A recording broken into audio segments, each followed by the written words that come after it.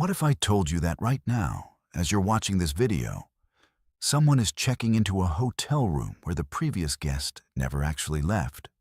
Tonight, we're diving into 11 verified accounts of hotel stays that turned into living nightmares. And I guarantee that by the end of this video, you'll never look at that hotel keycard the same way again. These aren't urban legends or campfire stories. These are documented experiences from real people who thought they were just booking a safe place to sleep, only to discover they were sharing their room with something that defied all explanation. Picture this. You're exhausted after a long day of travel. You slide that key card, hear the familiar beep, and step into what should be your sanctuary for the night. But what happens when the bed starts moving on its own? What do you do when you find a decomposing head in your hotel closet? How do you react when a woman in a wedding dress appears floating outside your window on the 15th floor? These aren't scenes from a horror movie. These are real experiences that happen to real people. And some of them are so terrifying that the guests never spoke about them until years later. From the Stanley Hotel, where F.O. Stanley himself still roams the halls, to a small inn where surgical equipment mysteriously appears in guest rooms, to luxury resorts where phantom parties echo through empty ballrooms. We're about to explore the dark side of the hospitality industry that they definitely don't mention in the travel brochures. Each story gets progressively more disturbing, and I'm warning you now. Story number 8 involves something so unsettling that it made a seasoned traveler refuse to stay in hotels above the 3rd floor ever again. If you've ever felt watched in a hotel room, if you've ever heard unexplained sounds in the hallway, or if you've ever had that creeping sensation that you weren't alone, then you need to hear these stories. But here's what I need from you right now. Hit that subscribe button and ring the notification bell for verified fears. Because these true horror experiences are exactly why this channel exists. And trust me, you don't want to miss what we're uncovering next week about haunted hospitals. Are you ready to discover why some hotel guests check out but never really leave? Let's begin with our first terrifying tale. Let's move to our first story. And I want you to imagine for a moment that you're a hotel housekeeper. You've been doing this job for 15 years. You've seen everything from messy guests to forgotten belongings. And you pride yourself on being thorough, professional, and unshakable. Nothing surprises you anymore. Or so you thought until that Tuesday morning in October, when you discovered something in room 237 that would haunt you for the rest of your life. Maria Santos had been working at the Grand Colonial Hotel in downtown Portland for over a decade and a half. She was the kind of employee every hotel manager dreams of. Punctual, meticulous, and completely reliable. She knew every corner of that historic building, from the creaky floorboards in the 3rd floor hallway to the temperamental air conditioning unit in the penthouse suite. The Grand Colonial had been her second home since she was 23 years old, and at 38, she could navigate its maze of corridors blindfolded. Tuesday, October 15th started like any other day. Maria arrived at 6 in the morning, grabbed her cart from the supply closet, and began her rounds on the 2nd floor. Room 237 was supposed to be a routine cleaning. The guest had checked out the previous evening, and according to the front desk, it was a single occupancy stay. A businessman from Seattle who had been in town for a pharmaceutical conference. Nothing unusual about that. The Grand Colonial hosted dozens of business travelers every week. But as Maria inserted her master key into room 237, she immediately noticed something was wrong. The air felt different. Heavier somehow, with an underlying smell that she couldn't quite identify. It wasn't the usual mustiness of a closed hotel room or the lingering scent of cologne and coffee that most business travelers left behind. This was something else entirely, something organic and unsettling that made her stomach turn slightly as she pushed open the door. The room appeared normal at first glance. The bed was unmade, which was expected. There were a few personal items scattered on the nightstand: a phone charger, some business cards, a half-empty water bottle. The bathroom showed signs of use, with damp towels hanging on the rack and toiletries arranged on the counter. Everything seemed perfectly ordinary for a recently vacated hotel room, except for that smell, which seemed to be getting stronger the longer she stood there. Maria had developed a systematic approach to cleaning over the years. She always started with the bathroom, then moved to the sleeping area, and finished with the closet and any storage spaces. It was a routine that had served her well, and she saw no reason to change it now, despite the growing unease that was settling in her chest like a cold weight. She grabbed her cleaning supplies and headed toward the bathroom, trying to shake off the feeling that something was watching her. The bathroom cleaning went without incident, though she noticed that the previous guest had used an unusual amount of towels. There were at least 8 towels piled in the corner, far more than a single person would typically need for a 2-night stay. Some of them appeared to be stained with what looked like rust-colored marks. But Maria had seen worse. Business travelers sometimes cut themselves shaving or had nosebleeds from the dry hotel air. She bagged the towels and moved on to the main room. As she stripped the bed and began replacing the linens, Maria found herself glancing repeatedly at the closet door. It was slightly ajar, which wasn't unusual. Guests often left closet doors open after retrieving their luggage. But there was something about the way the darkness seemed to pool just beyond the opening that made her skin crawl. The smell was definitely stronger near the closet, and she was beginning to recognize what it reminded her of: the time her neighbor's cat had died under their porch and hadn't been discovered for several days. Maria tried to focus on her work, telling herself that she was being ridiculous. In 15 years of housekeeping, she had encountered everything from drug paraphernalia to exotic pets that guests had smuggled in against hotel policy. She had cleaned up after food poisoning incidents, dealt with guests who had suffered medical emergencies, and even discovered a few items that had required calls to the police. She was not easily rattled, and she wasn't about to let her imagination get the better of her now. But as she finished making the bed and began dusting the furniture, the smell became overwhelming. It was definitely coming from the closet, and it was definitely the smell of decomposition. Maria had grown up on a farm in rural Oregon, and she knew that smell intimately. Something was dead in that closet, and it had been dead for a while. Her hands began to shake slightly as she approached the closet door, her cleaning rag clutched tightly in her fist. She reached out and pulled the door open fully, expecting to find a dead mouse or perhaps a piece of forgotten food that had spoiled. What she found instead made her drop her cleaning supplies and stumble backward, her scream echoing through the empty hotel room and down the hallway beyond.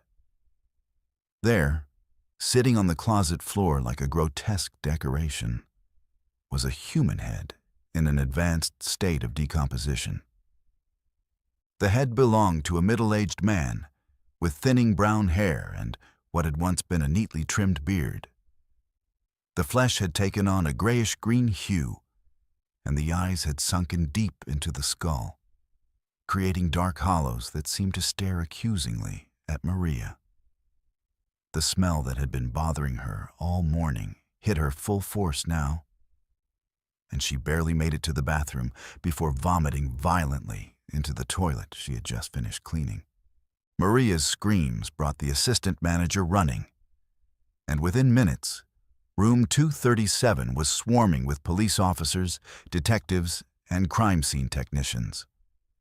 The hotel was evacuated, and the entire second floor was cordoned off as a crime scene. The head was carefully removed and sent for forensic analysis, while investigators began the grim task of trying to identify both the victim and the person responsible for this horrific discovery.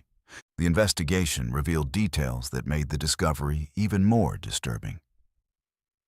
The businessman from Seattle who had been registered in room 237 had never actually existed. The credit card used to book the room had been stolen, and the identification provided at check-in had been expertly forged. Security footage showed a figure in a hooded jacket entering and leaving the hotel, but the person's face was never clearly visible. Most unsettling of all, the forensic analysis revealed that the head had been in the closet for at least a week, meaning that multiple guests had unknowingly shared their room with human remains. The victim was eventually identified as Robert Chen, a local accountant who had been reported missing 3 weeks earlier. He had no connection to the hotel or to any of the guests who had stayed in room 237. The case remains unsolved to this day, and the person who placed Robert Chen's head in that hotel closet has never been caught. The Grand Colonial Hotel closed permanently 6 months later. Unable to recover from the negative publicity and the psychological trauma experienced by both staff and guests, Maria Santos never worked in a hotel again. She moved back to her family's farm in rural Oregon, where she says she feels safer knowing exactly what's behind every door she opens. She still has nightmares about that Tuesday morning in October, and she can't walk past a hotel without feeling a chill run down her spine. In interviews with local media, she always ends with the same warning: you never really know what the previous guest left behind. The most chilling aspect of this story isn't just the discovery itself, but the realization of how many people had unknowingly shared their space with something so horrific. Hotel records showed that 4 different guests had stayed in room 237 during the week that Robert Chen's remains were hidden in the closet.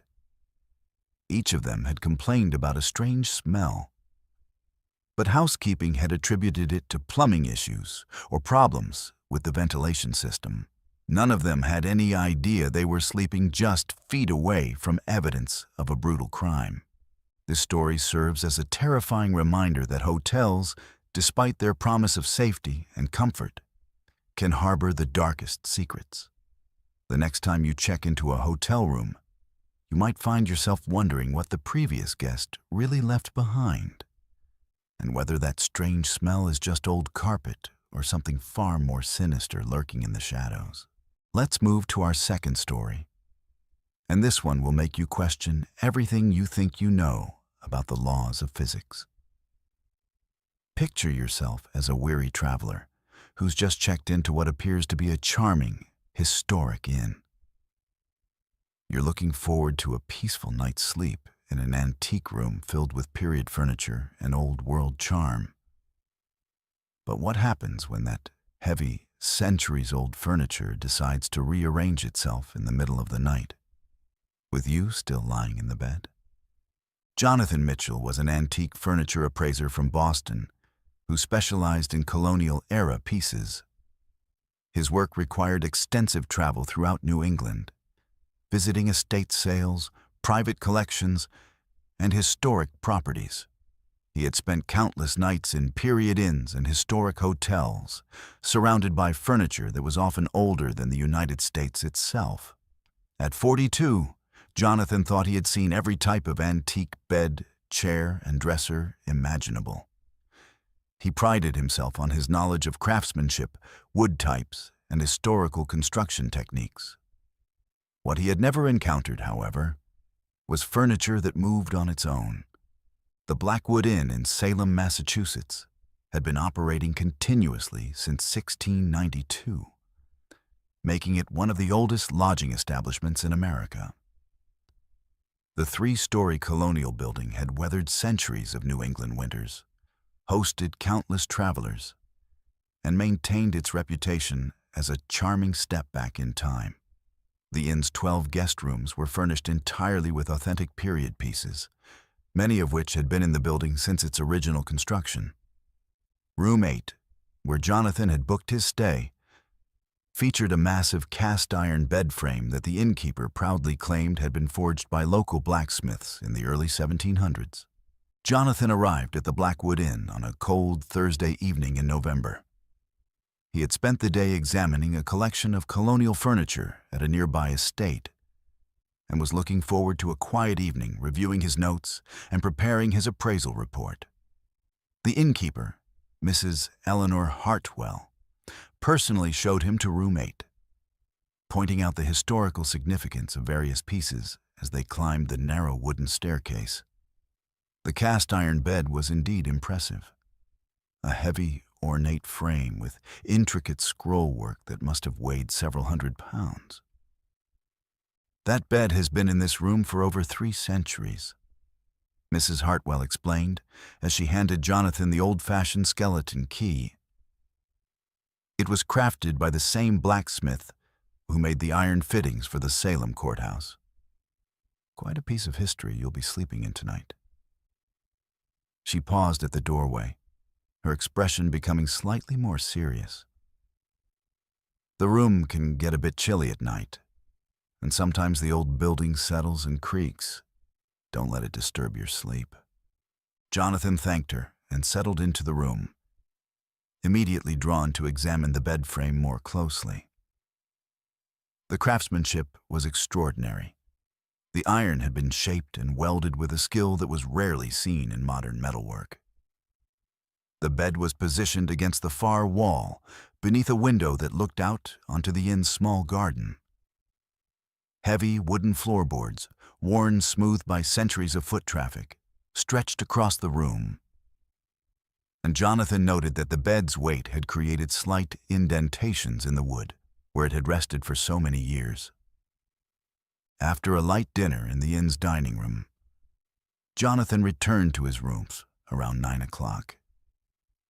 He spent an hour working on his laptop, documenting the day's findings and preparing preliminary valuations for the estate collection. The room was indeed chilly, as Mrs. Hartwell had warned, but the thick quilts on the bed provided adequate warmth. By 10:30, Jonathan was ready for sleep. He changed into his pajamas, brushed his teeth in the small adjoining bathroom, and settled into the antique bed. The mattress was surprisingly comfortable for something so old, and Jonathan found himself drifting off to sleep quickly despite the unfamiliar surroundings. The inn was quiet except for the occasional creak of settling timber and the distant sound of wind through the bare November trees outside his window. It was exactly the kind of peaceful, historic atmosphere that Jonathan had come to appreciate during his travels. He was awakened sometime after midnight by a sound he couldn't immediately identify. A low, grinding noise that seemed to be coming from directly beneath him.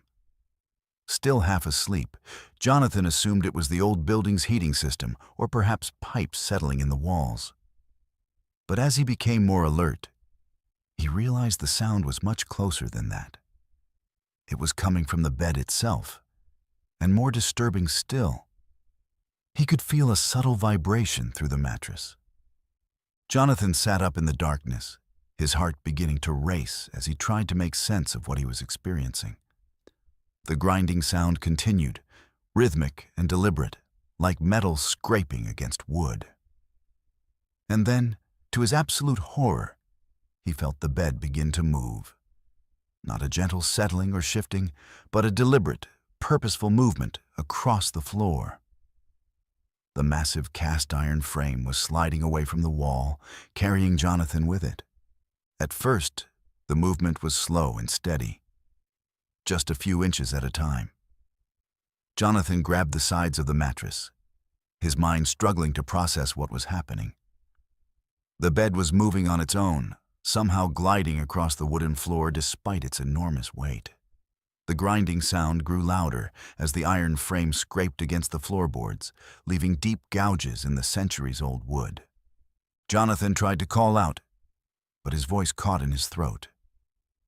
The bed continued its inexorable journey across the room, moving in a straight line toward the opposite wall. As it traveled, Jonathan could hear the wooden floorboards groaning under the shifting weight, and he could feel the entire structure of the bed frame vibrating with some unseen force. The scrollwork on the headboard seemed to cast writhing shadows in the moonlight, streaming through the window. The movement wasn't random or chaotic. It was deliberate and controlled, as if some invisible force was carefully repositioning the bed for a specific purpose. Jonathan found himself pressed against the headboard as the bed continued its journey, too terrified to jump off and too fascinated by the impossibility of what he was witnessing to look away. The cast iron frame moved with surprising smoothness, as if it were floating just above the floor rather than scraping across it. When the bed finally came to rest against the far wall, directly opposite from where it had started, the grinding sound had stopped abruptly. The sudden silence was almost more unsettling than the noise had been. Jonathan sat in the darkness, his heart pounding, trying to convince himself that he had been dreaming. But the evidence was undeniable. He was now positioned against a completely different wall, and he could see the deep scratches the bed frame had left in the wooden floor, marking its path across the room like a scar. For the next hour, Jonathan remained motionless in the bed, afraid that any movement might trigger another episode. He strained his ears for any sound that might explain what had happened, perhaps someone in the room below or above, or some mechanical system in the building that could account for the movement. But the inn remained silent, and no rational explanation presented itself. Just as Jonathan was beginning to think the ordeal was over, the grinding sound returned. This time, the bed began moving in the opposite direction, slowly making its way back toward its original position against the window wall. Jonathan gripped the mattress so tightly that his knuckles turned white, his body rigid with terror as he was carried across the room once again. The journey back seemed to take longer, with the bed pausing occasionally as if considering its path before continuing its deliberate movement. When the bed finally settled back into its original position, the indentations in the floorboards aligning perfectly with the marks it had worn over 3 centuries, Jonathan knew with absolute certainty that he had experienced something beyond natural explanation. The cast iron frame fit back into its worn grooves as if it had never moved. But the fresh scratches across the floor told a different story. Jonathan didn't sleep for the rest of the night. He sat upright in the bed, watching the shadows and listening for any sign that the movement might resume. When dawn finally broke, he quickly packed his belongings and went downstairs to check out. Mrs. Hartwell was behind the front desk, and she looked at him with concern when she saw his pale, exhausted appearance. "Did you sleep well?" she asked, though her expression suggested she already knew the answer. Jonathan hesitated, unsure how to explain what he had experienced. The bed. It moved during the night, across the room and back again. Mrs. Hartwell's face grew solemn, and she nodded slowly. Room 8 has always been active. The bed has been doing that for as long as anyone can remember. We've had structural engineers examine the building, thinking it might be settling or vibration from traffic, but they found nothing that could explain it. The bed only moves when someone is sleeping in it, and it always returns to its original position by morning. She paused, studying Jonathan's shaken expression. We don't advertise that particular feature of the room. Most guests assume they were dreaming, and we don't discourage that interpretation. But you're not the first person to ask about it, and you won't be the last. Jonathan checked out immediately, despite having paid for a 2-night stay. As he loaded his car, he looked back at the window of room 8 and shuddered. The Blackwood Inn looked perfectly normal in the morning light, a charming colonial building with a rich history and period furnishings. But Jonathan knew that appearances could be deceiving, and that some antiques carried more than just historical significance. He never returned to the Blackwood Inn, and he made a point of researching the history of any hotel bed before booking a room. In his professional reports, he began including a new category of assessment: paranormal activity level. Room 8's cast iron bed would have received his highest rating in that category, a piece of furniture so haunted that it couldn't rest, even after 3 centuries of service. The experience changed Jonathan's perspective on antique furniture forever. He realized that some pieces don't just hold historical value, they hold memories, emotions, and perhaps even the spirits of those who used them. And sometimes, those spirits aren't content to remain still. Let's move to our third story. And this one takes us to the misty mountains of Shimla, India, where the thin air isn't the only thing that will leave you breathless.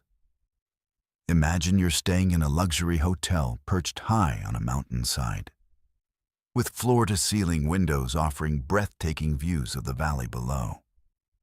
Now imagine looking out that window at 3 in the morning and seeing something that shouldn't exist. A woman in white floating in midair, 15 stories above the ground, staring directly at you with eyes that hold centuries of sorrow. Dr. Priya Sharma was a successful cardiac surgeon from Mumbai who had been working 18-hour days for the past 6 months. Her colleagues had been urging her to take a vacation, warning her about burnout and the toll that constant stress was taking on her health. Finally, in March of 2019, she decided to book a week-long retreat at the Oberoi Cecil in Shimla, one of India's most prestigious hill station hotels. She was looking forward to crisp mountain air, peaceful walks through colonial-era architecture, and most importantly, uninterrupted sleep in a luxurious suite, far from the chaos of Mumbai's hospitals. The Oberoi Cecil had been a landmark in Shimla since 1884, originally built during the British colonial period when the hill station served as the summer capital of British India. The hotel had been meticulously restored to maintain its Victorian grandeur while incorporating modern amenities. Dr. Sharma had specifically requested a suite on the 15th floor with panoramic mountain views, wanting to wake up each morning to the sight of the Himalayan foothills stretching endlessly into the distance. Her suite was everything she had hoped for. Elegantly appointed with period furniture, a marble bathroom with a deep, soaking tub, and most impressively, an entire wall of floor-to-ceiling windows that offered an unobstructed view of the Shimla Valley. The windows were fitted with a glass platform that extended slightly beyond the building's facade, creating the illusion that guests were floating above the mountainside when they stood on it. It was an architectural marvel that had been featured in numerous travel magazines and was one of the hotel's most photographed features. Dr. Sharma arrived on a Tuesday afternoon, and for the first 2 days of her stay, everything was perfect. She slept deeply for the first time in months, enjoyed leisurely meals on the hotel's terrace, and spent hours reading on the glass platform while watching clouds drift through the valley below. The altitude took some adjustment. At over 7,000 feet above sea level, even simple activities left her slightly breathless. But she found the mountain environment incredibly restorative. On Thursday night, Dr. Sharma went to bed earlier than usual, around 10 o'clock, feeling more relaxed than she had in years. The suite was perfectly climate-controlled, and the thick curtains blocked out any light from the hotel's exterior illumination. She had been sleeping soundly for several hours when she was awakened by what sounded like tapping on glass. At first, she incorporated the sound into her dreams, but as she became more alert, she realized the tapping was real and rhythmic, like someone knocking on a window. Dr. Sharma sat up in bed, immediately disoriented. She was on the 15th floor of a hotel built into a mountainside. There was no balcony outside her windows, no fire escape, and certainly no way for anyone to be tapping on the glass from the outside. The tapping continued, soft but persistent, coming from the direction of the large windows that faced the valley. She checked her phone. It was 3:17 a.m. Moving cautiously toward the windows, Doctor. Sharma pulled back the heavy curtains and peered out into the darkness. The valley below was shrouded in mist, and the only illumination came from a few distant lights in the town far below. At first, she saw nothing unusual, just the familiar view of the mountainside dropping away into darkness. But as her eyes adjusted to the dim light, she noticed something that made her blood run cold. There, floating in the air approximately 10 feet beyond the glass platform, was the figure of a woman. She appeared to be suspended in midair with no visible means of support, her feet dangling freely above the 15-story drop to the rocky mountainside below. The woman was dressed in a white sari that seemed to glow faintly in the darkness, and her long black hair hung loose around her shoulders, moving gently as if stirred by a breeze that Dr. Sharma couldn't feel through the sealed windows. Dr. Sharma's medical training had taught her to remain calm in crisis situations, but nothing in her experience had prepared her for this. She blinked hard, rubbed her eyes, and looked again, certain that altitude and exhaustion were causing hallucinations. But the woman was still there, and as Dr. Sharma watched in growing terror, the figure slowly turned to face the hotel window. The woman's face was pale and drawn, with dark circles under her eyes that seemed to hold infinite sadness. Most disturbing of all, she appeared to be looking directly at Dr. Sharma through the glass. The floating woman raised one hand and began tapping on an invisible barrier in the air, the same rhythmic knocking that had awakened Dr. Sharma. Each tap seemed to echo through the suite, despite the impossibility of sound traveling through the sealed windows and across the empty space between the figure and the building. The woman's mouth moved as if she were speaking, but no words reached Dr. Sharma's ears.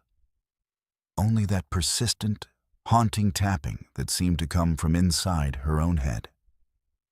Dr. Sharma stood frozen at the window for what felt like hours, but was probably only minutes, watching this impossible apparition floating in the mountain air. The woman's expression was one of desperate pleading, as if she were trying to communicate something urgent.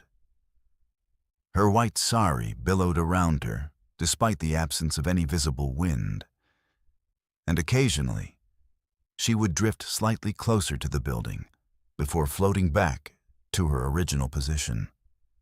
As a doctor, Dr. Sharma had witnessed death many times, and she had developed a clinical understanding of mortality that helped her cope with loss. But there was something about this floating figure that spoke to a deeper, more primal fear. The terror of encountering something that existed beyond the boundaries of life and death. The woman's eyes held a quality that Dr. Sharma had seen before in the final moments of patients who were slipping away, but magnified and intensified beyond anything she had experienced in a hospital setting. The tapping grew more urgent, and the floating woman began gesturing toward the glass platform, as if encouraging Dr. Sharma to step outside. The invitation was clear, but the impossibility of the situation was equally obvious. The glass platform was designed for viewing, not for meeting supernatural visitors suspended in mid-air. Dr. Sharma remained pressed against the window, her breath fogging the glass as she tried to make sense of what she was witnessing. Suddenly, the woman's expression changed from pleading to something approaching anger or frustration. She raised both hands and began striking the invisible barrier more forcefully, the tapping becoming a frantic pounding that seemed to reverberate through the entire suite. Dr. Sharma could see the woman's mouth moving more rapidly now, as if she were shouting, though still no sound penetrated the sealed windows.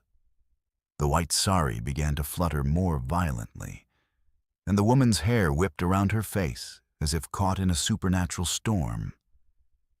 Then, as abruptly as the encounter had begun, it ended. The floating woman stopped her frantic gesturing and looked directly into Dr. Sharma's eyes one final time. Her expression softened back to the original sadness, and she seemed to mouth a single word that Dr. Sharma couldn't hear but somehow understood.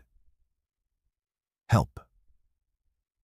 Then the figure began to fade, becoming translucent and finally disappearing entirely, leaving only the empty darkness of the mountain valley and the distant lights of Shimla twinkling far below. Dr. Sharma remained at the window for the rest of the night, afraid to return to bed and equally afraid to look away from the spot where the woman had appeared. When dawn finally broke over the mountains, painting the valley in shades of gold and pink, the beauty of the sunrise seemed almost obscene after the horror of the night's encounter. She had experienced something that challenged every rational belief she held about the nature of reality. And she knew that her life had been fundamentally changed by those few minutes of impossible contact. At breakfast, Dr. Sharma cautiously asked the hotel staff about the history of the building and whether any guests had reported unusual experiences. The concierge, an elderly Sikh gentleman who had worked at the hotel for over 30 years, listened to her carefully worded questions with growing concern. Finally, he asked her to accompany him to his office, where he pulled out a thick folder filled with incident reports and guest complaints. "You saw her too," he said simply, not making it a question. "The woman in white. She appears to guests in the mountain-facing suites, always between 3 and 4 in the morning, always floating outside the windows. We've had dozens of reports over the years, but we don't advertise the phenomenon for obvious reasons." He showed Dr. Sharma photographs taken by previous guests. Blurry images captured through hotel windows showing a white figure suspended in the darkness beyond the glass platforms. Some photos were clearer than others, but all showed the same woman in the same white sari, floating impossibly in the mountain air. The concierge explained that hotel management had researched the history extensively, trying to understand the origin of the apparition. Her identity was Kamala Devi. He proceeded, retrieving a faded newspaper article from 1923. She was married to a British colonial administrator who served in Shimla. Based on documented evidence, she learned of her husband's romantic involvement with a local woman, and consumed by anguish, she leapt from the precipice where this hotel currently stands.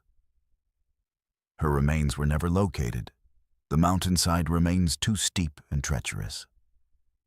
Yet visitors have witnessed her presence ever since this hotel was constructed on this location.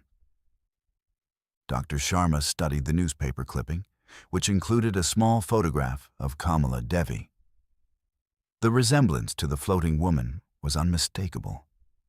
The same delicate features, the same sad eyes, the same long black hair.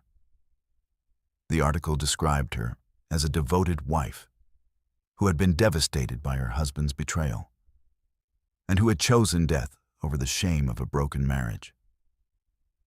She seems to be drawn to women who are alone, the concierge explained. Particularly professional women who are dealing with stress or personal struggles. We think she recognizes something of her own pain in them, and she's trying to communicate, perhaps to warn them or to ask for help in finding peace. Dr. Sharma checked out of the hotel that morning, despite having paid for a full week's stay. As her taxi wound down the mountain roads toward the railway station, she looked back at the Oberoi Cecil one final time. The building looked elegant and peaceful in the morning sunlight, its windows reflecting the blue sky and white clouds. But she knew that when darkness fell, Kamala Devi would return to her eternal vigil, floating in the mountain air and tapping on windows, trying to bridge the gap between the world of the living and whatever realm she now inhabited. The experience changed Dr. Sharma's perspective on life and death in ways that her medical training never could. She returned to Mumbai with a deeper appreciation for the mysteries that exist beyond scientific understanding, and she never again dismissed patients' accounts of supernatural experiences during near-death episodes. Sometimes, she realized, the most important truths can't be measured or explained. They can only be witnessed and remembered. And sometimes, late at night when she's working in the hospital, Dr. Sharma finds herself looking out the windows of the upper floors, half expecting to see a woman in the white floating in the darkness, still searching for someone who might understand her eternal sorrow. Let's move to our fourth story. And this one will make you question whether some places are meant to remain frozen in time for a very good reason. Imagine checking into a charming historic inn, expecting quaint colonial charm and perhaps a ghost story or two to entertain fellow travelers. But what happens when you discover that your cozy guest room was once an operating theater, and the spirits of long-dead patients are still waiting for surgery that will never come? Dr. Marcus Webb was a retired orthopedic surgeon from Philadelphia who had developed a passion for medical history after ending his 40-year career. At 68, he spent his time visiting historic medical sites, collecting antique surgical instruments, and writing articles for medical journals about the evolution of surgical techniques. His particular interest was in colonial-era medicine, and he had planned a week-long research trip through New England to visit locations where early American medical practices had been documented. The Colonial Inn in Concord, Massachusetts, had been on Dr. Webb's research list for months. Built in 1716, the inn had served multiple purposes throughout its long history. Originally a private residence, then a general store, and during the Revolutionary War, it had been converted into a makeshift hospital for wounded soldiers. The building's medical history was exactly what drew Dr. Webb to book a stay there in late September, hoping to gather material for an article about battlefield medicine during the colonial period. When Dr. Webb arrived at the Colonial Inn on a crisp Thursday afternoon, he was immediately impressed by the building's authentic preservation. The low-beamed ceilings, wide plank floors, and hand-forged hardware had been maintained exactly as they would have appeared 3 centuries ago. The innkeeper, Mrs. Catherine Morrison, was a local historian who took pride in sharing the building's rich past with guests who showed genuine interest in its heritage. "You'll be staying in room 424, Mrs. Morrison explained as she led Dr. Webb up the narrow wooden staircase. "It's one of our most historically significant rooms. During the Revolutionary War, this was where the most serious surgical procedures were performed. The room still contains some original fixtures from that period, including the wooden table where colonial surgeons worked to save the lives of wounded patriots." Room 424 was larger than Dr. Webb had expected, with a slanted ceiling that followed the roofline and 2 small windows that looked out onto the inn's herb garden. The centerpiece of the room was indeed a massive wooden table, positioned directly in the center of the space. The table was clearly very old, made from thick oak planks that had been worn smooth by centuries of use. Dark stains were visible in the wood grain, and Dr. Webb recognized them immediately as the kind of permanent discoloration that only comes from repeated exposure to blood. This table is original to the Revolutionary War period, Mrs. Morrison continued, running her hand along the scarred surface. Local records indicate that over 200 surgical procedures were performed on this table between 1775 and 1783.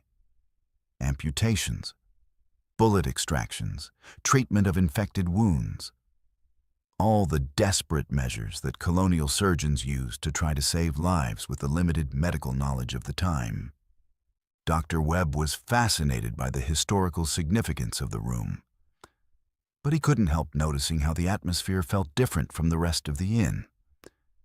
The air seemed heavier somehow, and there was an underlying smell that reminded him of the antiseptic solutions used in modern operating rooms, though he knew that such chemicals hadn't existed during the colonial period. The room was also noticeably colder than the hallway, despite the warm September weather outside. After settling into the room and examining the antique surgical table more closely, Dr. Webb spent the evening in the inn's common room, discussing the building's medical history with Mrs. Morrison and other guests. She showed him historical documents and photographs that detailed the room's use as an operating theater, including a disturbing account written by a Continental Army surgeon who had worked in that very space. The surgeon's journal described the primitive conditions, the lack of anesthesia, and the heartbreaking number of soldiers who had died on that wooden table, despite the medical staff's best efforts. Dr. Webb retired to room 424 around 11 o'clock, looking forward to spending the night in such a historically significant space. He had brought several medical history books with him, and he planned to do some reading before sleep, surrounded by the authentic atmosphere of colonial medicine. The room was illuminated by reproduction oil lamps that cast flickering shadows on the walls, creating an ambiance that transported him back to the 18th century. As he prepared for bed, Dr. Webb found himself repeatedly drawn to examine the surgical table. The craftsmanship was remarkable. The table had been built to withstand the weight and movement of struggling patients, with thick legs and reinforced joints that had held firm for over 2 centuries. The surface showed not only blood stains, but also deep scratches and gouges where surgical instruments had been used, and rope burns along the edges where patients had been restrained during procedures performed without anesthesia. Dr. Webb was awakened sometime after midnight by sounds coming from directly below his room. At first, he assumed it was other guests moving around in the inn, but as he listened more carefully, he realized the sounds were much more specific and disturbing. He could hear what sounded like muffled voices engaged in urgent conversation, the scraping of metal instruments against wood, and most unsettling of all, the kind of desperate moaning that he recognized from his own surgical career as the sound of patients in extreme pain. Sitting up in bed, Dr. Webb tried to rationalize what he was hearing. The Colonial Inn was a popular destination, and it was possible that other guests were watching television or having late-night conversations. But the sounds were too consistent and too specific to be explained by normal hotel activity. The voices had the clipped, professional tone of medical personnel working under pressure, and the instrumental sounds were unmistakably those of surgical procedures being performed. As Dr. Webb listened, the sounds seemed to be getting closer, as if they were moving up through the building toward his room. The muffled conversations became clearer, and he began to make out individual words and phrases. Hold him down. The bleeding won't stop. We're losing him. And most chilling of all, bring him to the table. The voices had the accent and the speech patterns of colonial-era English, formal and precise in a way that modern Americans rarely spoke.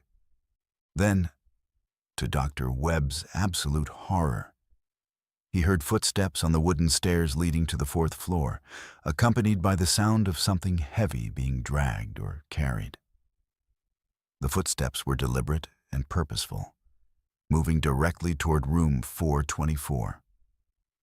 Dr. Webb could hear multiple people breathing heavily, as if they were carrying a significant weight.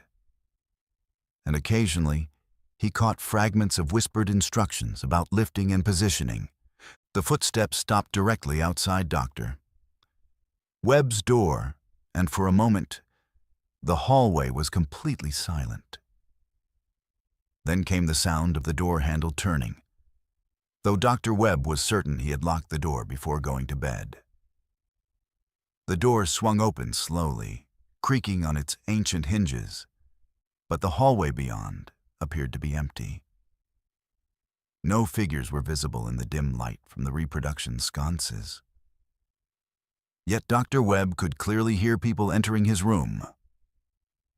What happened next challenged every rational belief Dr. Webb held about the nature of reality. He watched in terror as invisible hands seemed to manipulate the surgical table, adjusting its position and preparing it for use. He could hear the scraping of the wooden legs against the floor as the table was moved, and he could see indentations appearing in the surface as if heavy objects were being placed on it. The sounds of medical preparation continued. The clink of metal instruments, the rustle of fabric, and the urgent whispers of medical personnel working to save a life. Then came the most disturbing part of the encounter. Dr. Webb heard the unmistakable sound of a human body being lifted onto the surgical table, followed by the desperate screams of a patient who was fully conscious and aware of what was about to happen to him. The screams were muffled, as if the patient's mouth were being covered, but the terror and pain in those sounds were absolutely real and heartbreaking. Dr. Webb, despite his medical training and decades of experience with surgical procedures, found himself paralyzed by the horror of what he was witnessing. He could hear the colonial surgeons working frantically, their voices becoming more urgent as they struggled to save their patient. The sounds of the surgery were graphically detailed. The sawing of bone, the tearing of flesh, the splash of blood hitting the wooden floor. Most disturbing of all, he could hear the patient's vital signs failing, his breathing becoming more labored and finally stopping altogether. The phantom surgery continued for what felt like hours, with Dr. Webb listening to procedure after procedure being performed on the invisible table. Each patient brought different challenges. Some were conscious and screaming. Others were already unconscious from blood loss or shock. The colonial surgeons worked with desperate determination, but Dr. Webb's modern medical knowledge allowed him to recognize that most of their efforts were futile. The patients were dying from infections, blood loss, and the trauma of primitive surgical techniques performed without proper anesthesia or antiseptic procedures. As dawn approached, the sounds gradually faded, and the room returned to its normal quiet state. The surgical table appeared to be back in its original position, though Dr. Webb was certain it had been moved during the night. The air still carried that strange antiseptic smell, now mixed with something that reminded him of the metallic scent of blood. Most disturbing of all, when he examined the table more closely in the morning light, he found what appeared to be fresh scratches in the wood's surface, as if surgical instruments had been used on it during the night. Dr. Webb barely slept for the remainder of his stay at the Colonial Inn, but he couldn't bring himself to leave early. His scientific curiosity compelled him to document everything he had experienced. and he spent the following days researching the specific history of room 424. What he discovered made the phantom surgery even more disturbing. Mrs. Morrison showed him detailed records from the Revolutionary War period, including the personal journal of Dr. Ezekiel Whitmore, the chief surgeon who had worked in that room. Dr. Whitmore's entries described the impossible conditions under which he had been forced to operate. No anesthesia beyond alcohol and laudanum, no understanding of infection control, and a constant stream of wounded soldiers who arrived faster than they could be treated. The journal revealed that Dr. Whitmore had become increasingly desperate and guilt-ridden as patient after patient died on his surgical table, despite his best efforts to save them. The final entry in Dr. Whitmore's journal was particularly haunting. "I fear that the souls of those brave men who perished under my knife will never find peace. They trusted me to heal them, and I failed them all. May God forgive me for the pain I have caused, and may these poor spirits find the rest that I cannot give them in life." Dr. Webb realized that he had witnessed the eternal repetition of Dr. Whitmore's surgical procedures, with the spirits of long-dead patients still arriving for treatment that could never save them. The phantom surgery was not just a haunting. It was a tragedy that continued to play out night after night, with colonial-era medical personnel still trying to heal wounds that had been fatal over 2 centuries ago. When Dr. Webb finally checked out of the Colonial Inn, he left with a profound new understanding of the connection between medicine and the supernatural. He had spent his career saving lives with modern surgical techniques, but he had never considered the psychological toll that primitive medicine had taken on early practitioners. The spirits in room 424 weren't malevolent. They were trapped in an endless cycle of medical desperation, still trying to fulfill their oath to do no harm in a time when harm was often unavoidable. Dr. Webb never published the article about colonial medicine that he had planned to write. Instead, he became an advocate for recognizing the psychological trauma experienced by historical medical personnel, and he established a scholarship fund for medical students studying the history of surgical ethics. He understood now that some wounds never heal, and that the ghosts of medicine's past continue to haunt the places where healing and death intersected in ways that modern practitioners can barely imagine. The Colonial Inn still operates today, and room 424 is still available for guests who are interested in experiencing authentic colonial history. But Mrs. Morrison now includes a subtle warning in her historical presentations. Some guests report unusual sounds during the night, which we attribute to the building's age and the weight of its medical history. We recommend that visitors with sensitive dispositions might prefer our rooms on the lower floors.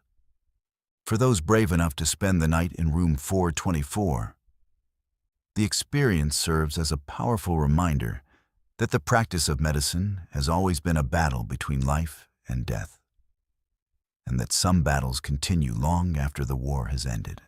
Let's move to our 5th story. And this one will show you that some love stories are so powerful, they transcend death itself, binding souls to the places where their hearts were broken. Picture the most elegant hotel ballroom you've ever seen, filled with the laughter and music of a wedding celebration. Now imagine that same ballroom decades later, where the bride still dances alone, waiting for a groom who will never return, and where guests occasionally find themselves invited to a wedding that ended in tragedy long before they were born. Rebecca Chen was a wedding photographer from Chicago who specialized in luxury hotel ceremonies. Over her 15-year career, she had captured thousands of magical moments in some of America's most prestigious venues. But she had never encountered anything quite like the assignment that brought her to the Seelbach Hilton in Louisville, Kentucky, in October 2018. The hotel had contacted her specifically to photograph a high-profile wedding in their famous ballroom, and the generous fee they offered was too attractive to refuse, even though it meant traveling during her typically slow autumn season. The Seelbach Hilton had been Louisville's crown jewel since 1905, hosting everyone from presidents to movie stars in its opulent halls. The hotel's grand ballroom was particularly renowned for its crystal chandeliers, marble columns, and intricate ceiling murals that had been restored to their original Edwardian splendor. Rebecca had seen photographs of the ballroom in wedding magazines, but experiencing it in person was breathtaking. The space seemed to glow with an inner light that made every surface appear touched by gold. Rebecca arrived 2 days before the wedding to scout locations and test lighting setups. The bride, Jennifer Morrison, was marrying into one of Kentucky's oldest bourbon families, and no expense had been spared for the celebration. The grand ballroom had been reserved for the entire weekend, with the ceremony scheduled for Saturday evening, followed by a reception that was expected to continue well into the night. Rebecca spent Friday afternoon working with the hotel's event coordinator to plan camera positions and lighting arrangements that would capture the ballroom's magnificent architecture while focusing on the intimate moments of the celebration. As Rebecca worked in the empty ballroom, adjusting her equipment and taking test shots, she became aware of an unusual atmosphere in the space. Despite the room's grandeur and the excitement of the upcoming celebration, there was an underlying sadness that seemed to permeate the air. The hotel staff members she worked with were professional and helpful, but she noticed that several of them seemed reluctant to spend extended time in the ballroom, particularly near the area where the bride and groom would exchange vows. That evening, Rebecca was reviewing her test photographs in her hotel room when she noticed something strange in several of the images. In the background of shots taken near the ballroom's main entrance, there appeared to be a figure in white standing in the shadows between the marble columns. The figure was translucent and barely visible, but it had the unmistakable silhouette of a woman in a wedding dress. Rebecca assumed it was a reflection or a trick of the lighting, but the figure appeared in multiple shots taken from different angles, always in the same location. Rebecca decided to return to the ballroom that night to investigate the lighting issue that was causing the strange reflections. She used her key card to access the space around midnight, expecting to find the room empty and dark. Instead, she discovered that the ballroom was softly illuminated by what appeared to be candlelight, though she could see no actual candles or light sources. The crystal chandeliers were dark, but the room was filled with a warm, golden glow that seemed to emanate from the walls themselves. As Rebecca stood in the doorway, trying to understand the source of the mysterious illumination, she heard the faint sound of music drifting through the air. It was a waltz, played on what sounded like a full orchestra, but the melody was distant and ethereal, as if it were coming from another time or dimension. The music was hauntingly beautiful, with a melancholy quality that made Rebecca's heart ache with an emotion she couldn't identify.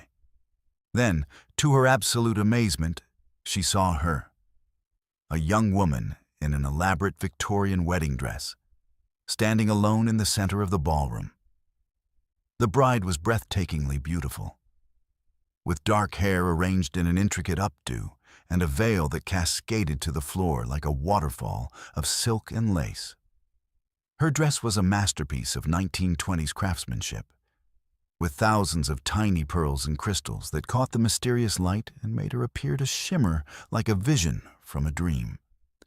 The phantom bride was dancing alone, moving gracefully to the ethereal waltz music as if she were in the arms of an invisible partner. Her movements were fluid and elegant, the kind of formal ballroom dancing that had been popular in the early decades of the 20th century.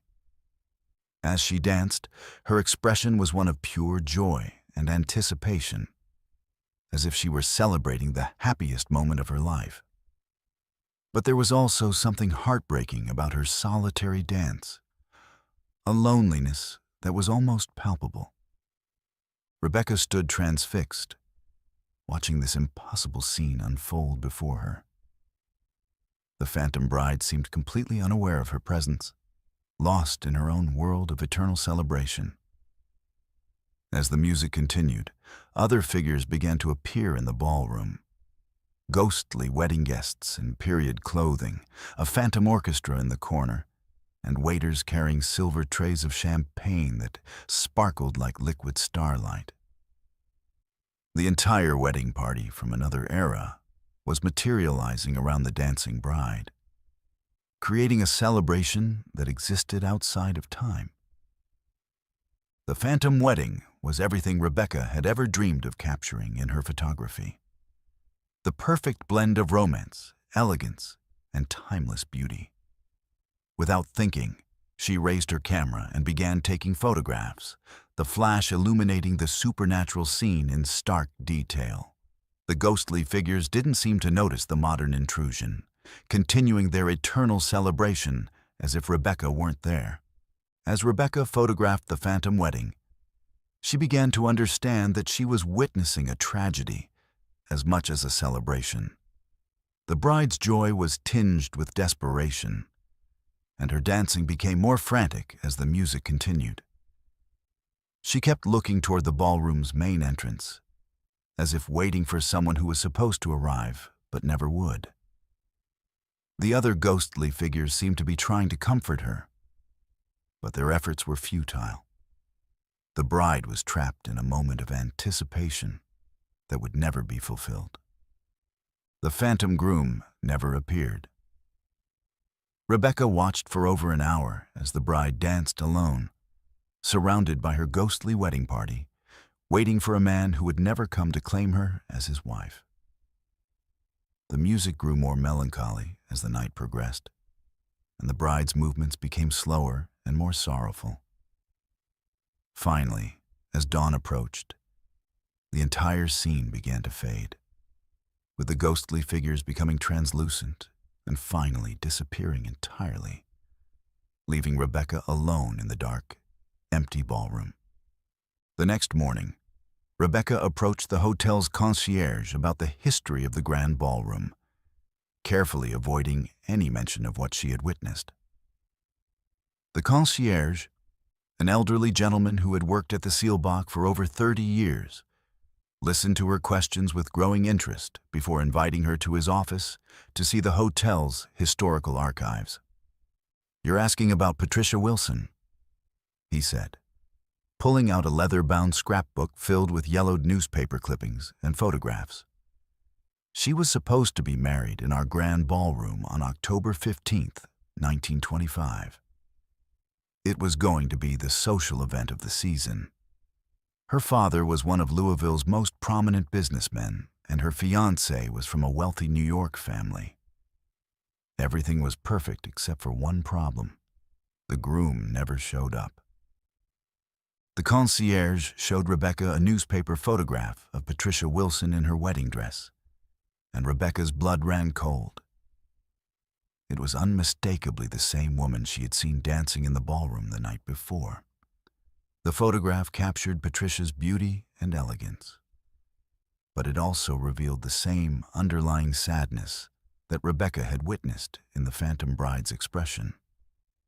According to press accounts, Patricia stayed in the bridal chamber for over 3 hours, declining to believe that her intended would fail to appear. The concierge continued. The ceremony guests gathered in the ballroom, the ensemble performed, and the sparkling wine was offered.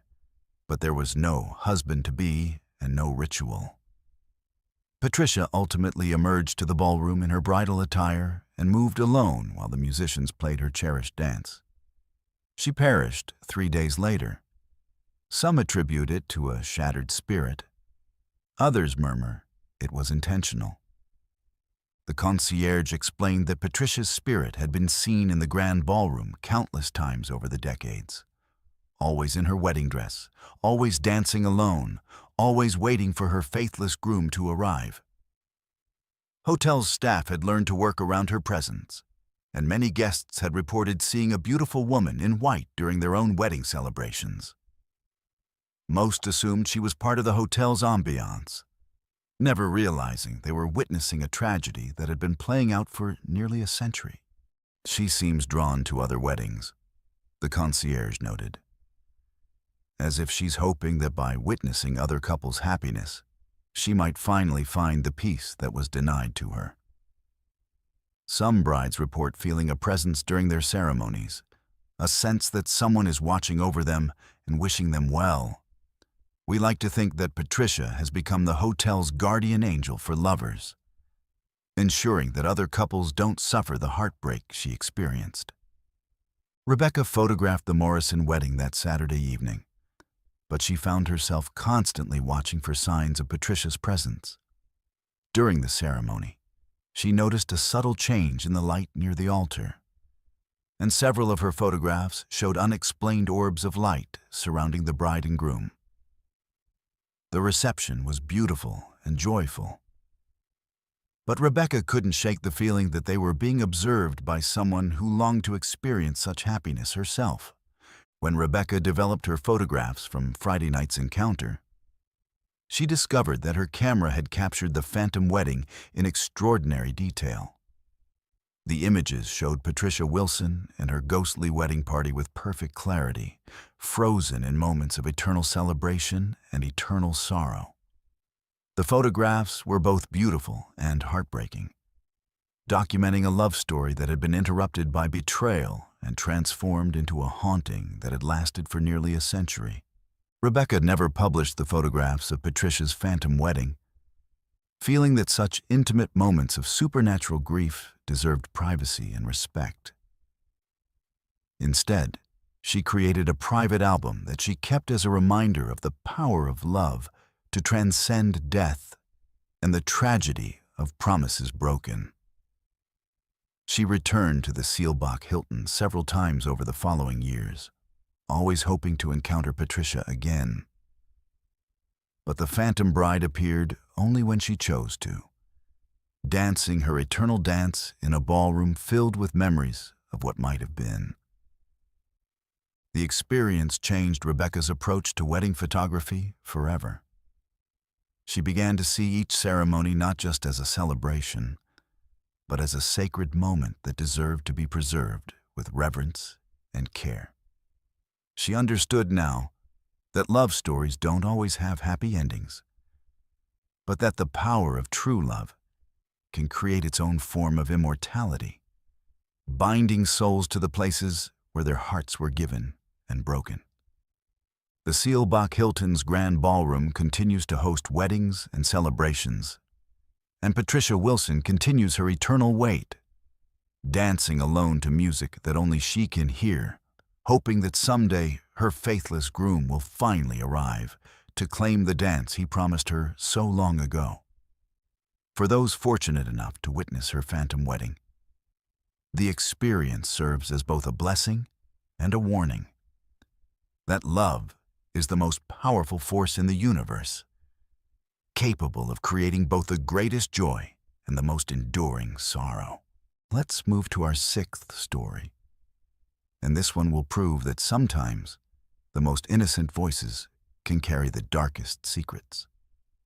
Imagine staying in a charming country inn, where the staff prides itself on hospitality, and the basement houses a cozy tavern, where guests gather for evening drinks. Now imagine discovering that the basement also houses something else. A child's voice that echoes through the stone walls, asking questions that no living child should know to ask, and seeking attention from guests who have no idea they're conversing with someone who died decades ago. Professor Elizabeth Harper was a folklore researcher from the University of Kentucky who specialized in Appalachian ghost stories and regional supernatural traditions. At 55, she had spent over 2 decades collecting oral histories from rural communities, documenting the ways that ghost stories reflected cultural values and historical traumas. Her latest research project focused on haunted hospitality establishments in Kentucky, and the Boone Tavern Hotel in Berea had been recommended to her by several colleagues as a location with particularly rich supernatural folklore. The Boone Tavern had been operating since 1909, originally built to provide accommodations for visitors to Berea College and to showcase the traditional crafts and hospitality of Appalachian culture. The hotel's basement tavern was famous throughout the region for its stone walls, low ceilings, and authentic atmosphere that transported guests back to the early days of Kentucky settlement. Professor Harper had booked a 3-night stay in November 2017, planning to interview staff members and longtime guests about any supernatural experiences associated with the property. When Professor Harper arrived at the Boone Tavern on a cold Thursday afternoon, she was immediately charmed by the building's rustic elegance and warm hospitality. The staff members were knowledgeable about the hotel's history and eager to share stories about famous guests and notable events that had taken place over the decades. The basement tavern was exactly as she had imagined. A cozy space with exposed stone walls, wooden beams, and the kind of intimate atmosphere that encouraged conversation and storytelling.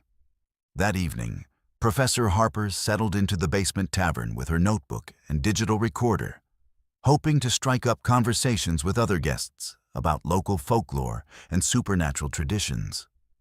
The tavern was moderately busy, with a mix of hotel guests and local residents enjoying drinks and the warm atmosphere. Professor Harper ordered a glass of wine and positioned herself at a corner table where she could observe the room and listen for interesting conversations. Around 9 o'clock, as the tavern began to quiet down and some guests started returning to their rooms, Professor Harper became aware of a child's voice coming from somewhere in the basement. At first, she assumed that a family with children was staying at the hotel, and that the voice was carrying through the ventilation system or thin walls. But as she listened more carefully, she realized that the voice seemed to be coming from within the tavern itself, though she could see no children in the room. The voice belonged to a young boy, probably around 8 or 9 years old, and he was speaking in the distinctive accent and speech patterns of rural Kentucky. What made the voice particularly unsettling was not just its disembodied nature, but the content of what the boy was saying. He seemed to be asking questions about the other guests in the tavern, demonstrating knowledge about their personal lives and reasons for visiting that no child should possess. "That lady over there is writing a book about dead people," the voice said clearly, though Professor Harper could see no source for the words. "She wants to know about the ghosts, but she doesn't know that we can see her too." The voice was cheerful and innocent, with the kind of curiosity that was typical of children, but the implications of what he was saying made Professor Harper's skin crawl. Professor Harper looked around the tavern, trying to identify other guests who might be hearing the voice. But everyone seemed to be engaged in their own conversations and activities. A couple at the bar was discussing their plans for the next day. An elderly man was reading a newspaper by the fireplace, and a group of college students was playing cards at a corner table. None of them showed any sign of hearing the disembodied child's voice that was becoming increasingly clear to Professor Harper. "My name is Timmy," the voice continued. And now it seemed to be speaking directly to Professor Harper, though she still couldn't see any source for the words. "I live down here in the basement, and I like to talk to the people who come to visit. Most of them can't hear me, but you can, can't you? You're the lady who studies ghost stories, so you know how to listen to voices like mine." Professor Harper's academic training had taught her to approach supernatural claims with skepticism and scientific methodology. but she couldn't deny the reality of what she was experiencing. The voice was clear and distinct, with personality quirks and speech patterns that suggested a real individual rather than an auditory hallucination. She decided to respond, speaking quietly so as not to disturb the other guests in the tavern. "Hello, Timmy," she whispered. "Can you tell me how long you've been here?" "A really long time," Timmy replied, his voice brightening with excitement at having found someone who could hear him. "I don't remember exactly when I came here, but it was before the big war when all the soldiers went away. I was sick, and my mama brought me here because she thought the doctors could make me better. But I got sicker instead, and then I couldn't leave anymore." Professor Harper realized that Timmy was likely referring to World War II, which would place his death sometime in the 1940s. She continued the conversation, asking gentle questions about his experiences and trying to gather information that might help her understand the nature of his haunting. Timmy was eager to talk, explaining that he spent most of his time in the basement because it was warm and there were always people to watch and listen to. "I like it when people come to the tavern," Timmy explained. "They tell stories and laugh, and sometimes they talk about sad things too. I try to help them feel better, but most of them can't hear me. You're special because you listen to ghost stories, so you know how to hear voices from people like me who aren't alive anymore." As the conversation continued, Professor Harper became increasingly disturbed by Timmy's knowledge about the other guests in the tavern.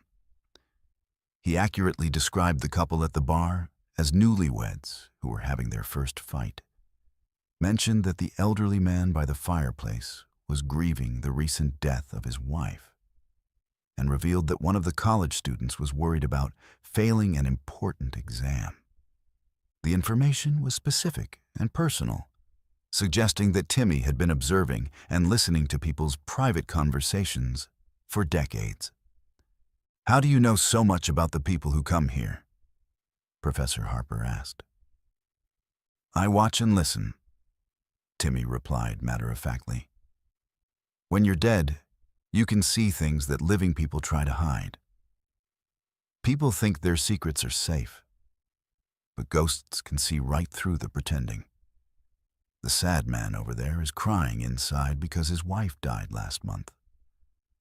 And the college boy is scared because he might have to leave school if he fails his test."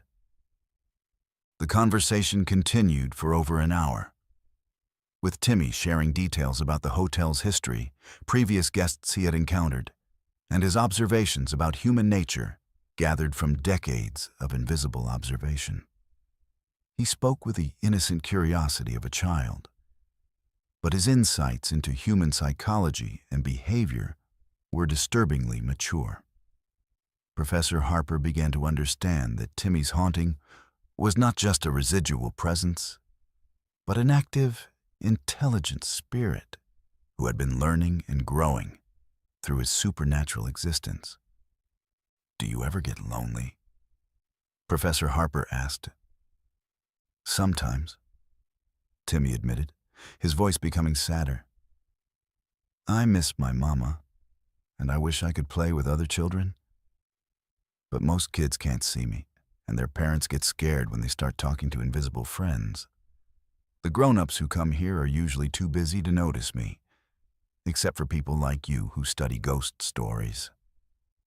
As the evening progressed and the tavern began to empty, Timmy's voice became more urgent, as if he were afraid that Professor Harper would leave and he would be alone again. He began sharing more personal details about his death and his experiences as a spirit, revealing a loneliness and longing that was heartbreaking in its intensity. "I died in one of the rooms upstairs," Timmy explained. "Room 214. My mama held my hand, and I could see her crying, but I couldn't tell her that I was okay. After I died, I tried to go find her, but I couldn't leave the hotel. Something keeps me here, and I don't know how to go away. Professor Harper spent the next 2 days conducting research about the hotel's history, trying to find records of a child named Timmy who had died at the Boone Tavern in the 1940s. Her investigation led her to the Berea College archives, where she discovered a tragic story that confirmed everything Timmy had told her. Timmy Morrison had been brought to the hotel in 1943 by his mother, who had hoped that the mountain air and medical attention available in Berea might help cure his tuberculosis. Instead, the 8-year-old boy had died in room 214 after a 2-week stay, becoming one of many children who succumbed to the disease during that era. The records showed that Timmy's mother, Sarah Morrison, had been devastated by her son's death and had never returned to claim his few belongings. The hotel had kept his toys and clothes for several years before finally donating them to local charities. Professor Harper realized that Timmy's spirit had been trapped in the hotel for over 70 years, watching guests come and go while longing for the mother who had never returned for him. On her final night at the Boone Tavern, Professor Harper returned to the basement tavern to say goodbye to Timmy.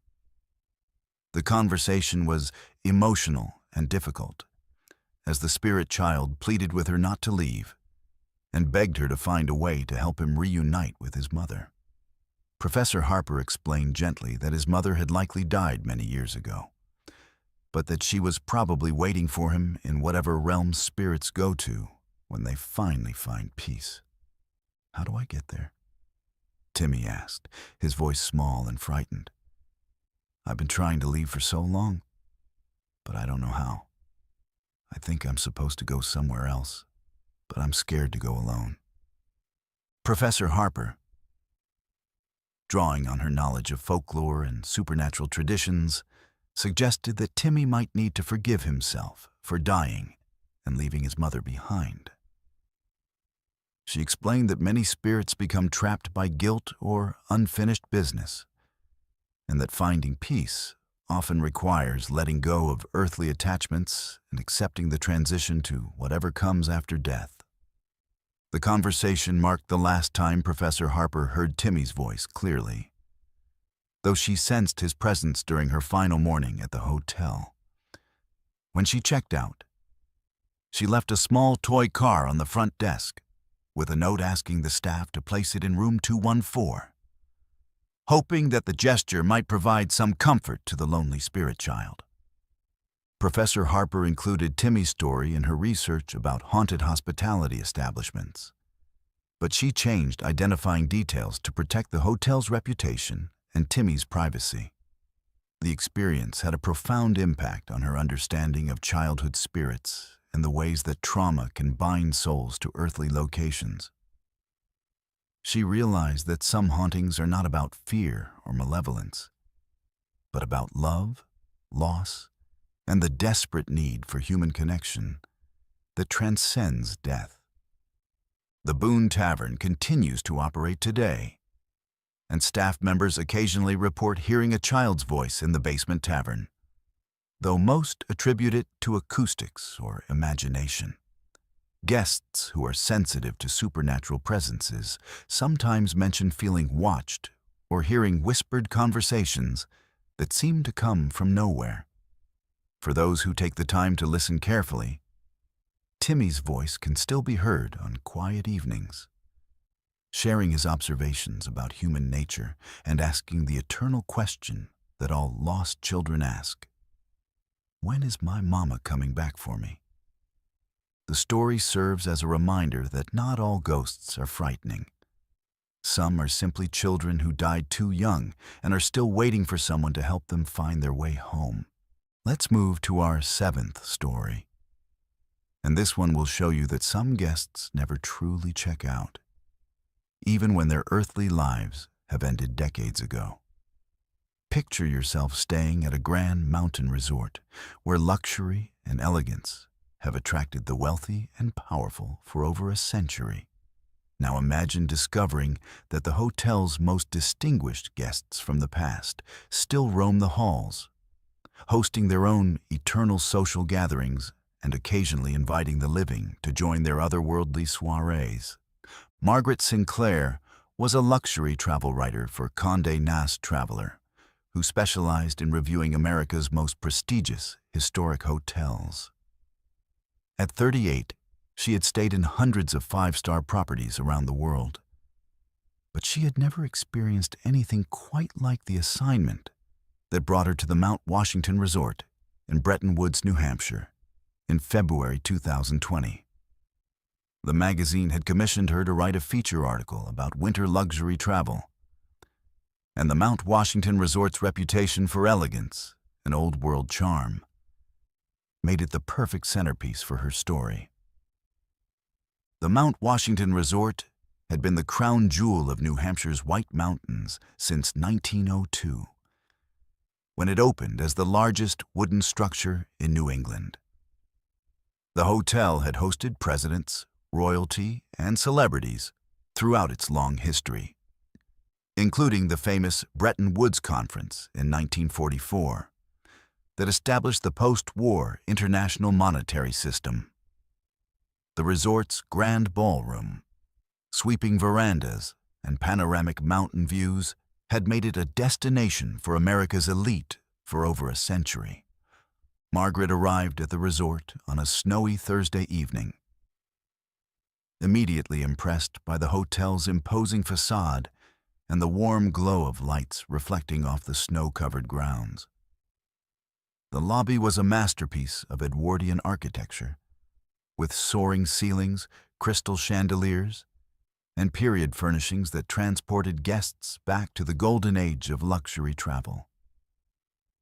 She had specifically requested room 314, which the concierge had described as one of the hotel's most historically significant accommodations, having housed numerous notable guests over the decades. Room 314 was everything Margaret had hoped for. Spacious and elegantly appointed with period antiques, a marble fireplace, and large windows that offered breathtaking views of the presidential range. The room's history was documented in a leather-bound guest book that previous occupants had signed, including several entries from European nobility who had visited during the resort's early decades. One name that appeared repeatedly was Princess Caroline Foster, a minor member of European royalty who had made the Mount Washington Resort her American residence during the 1920s and 30s.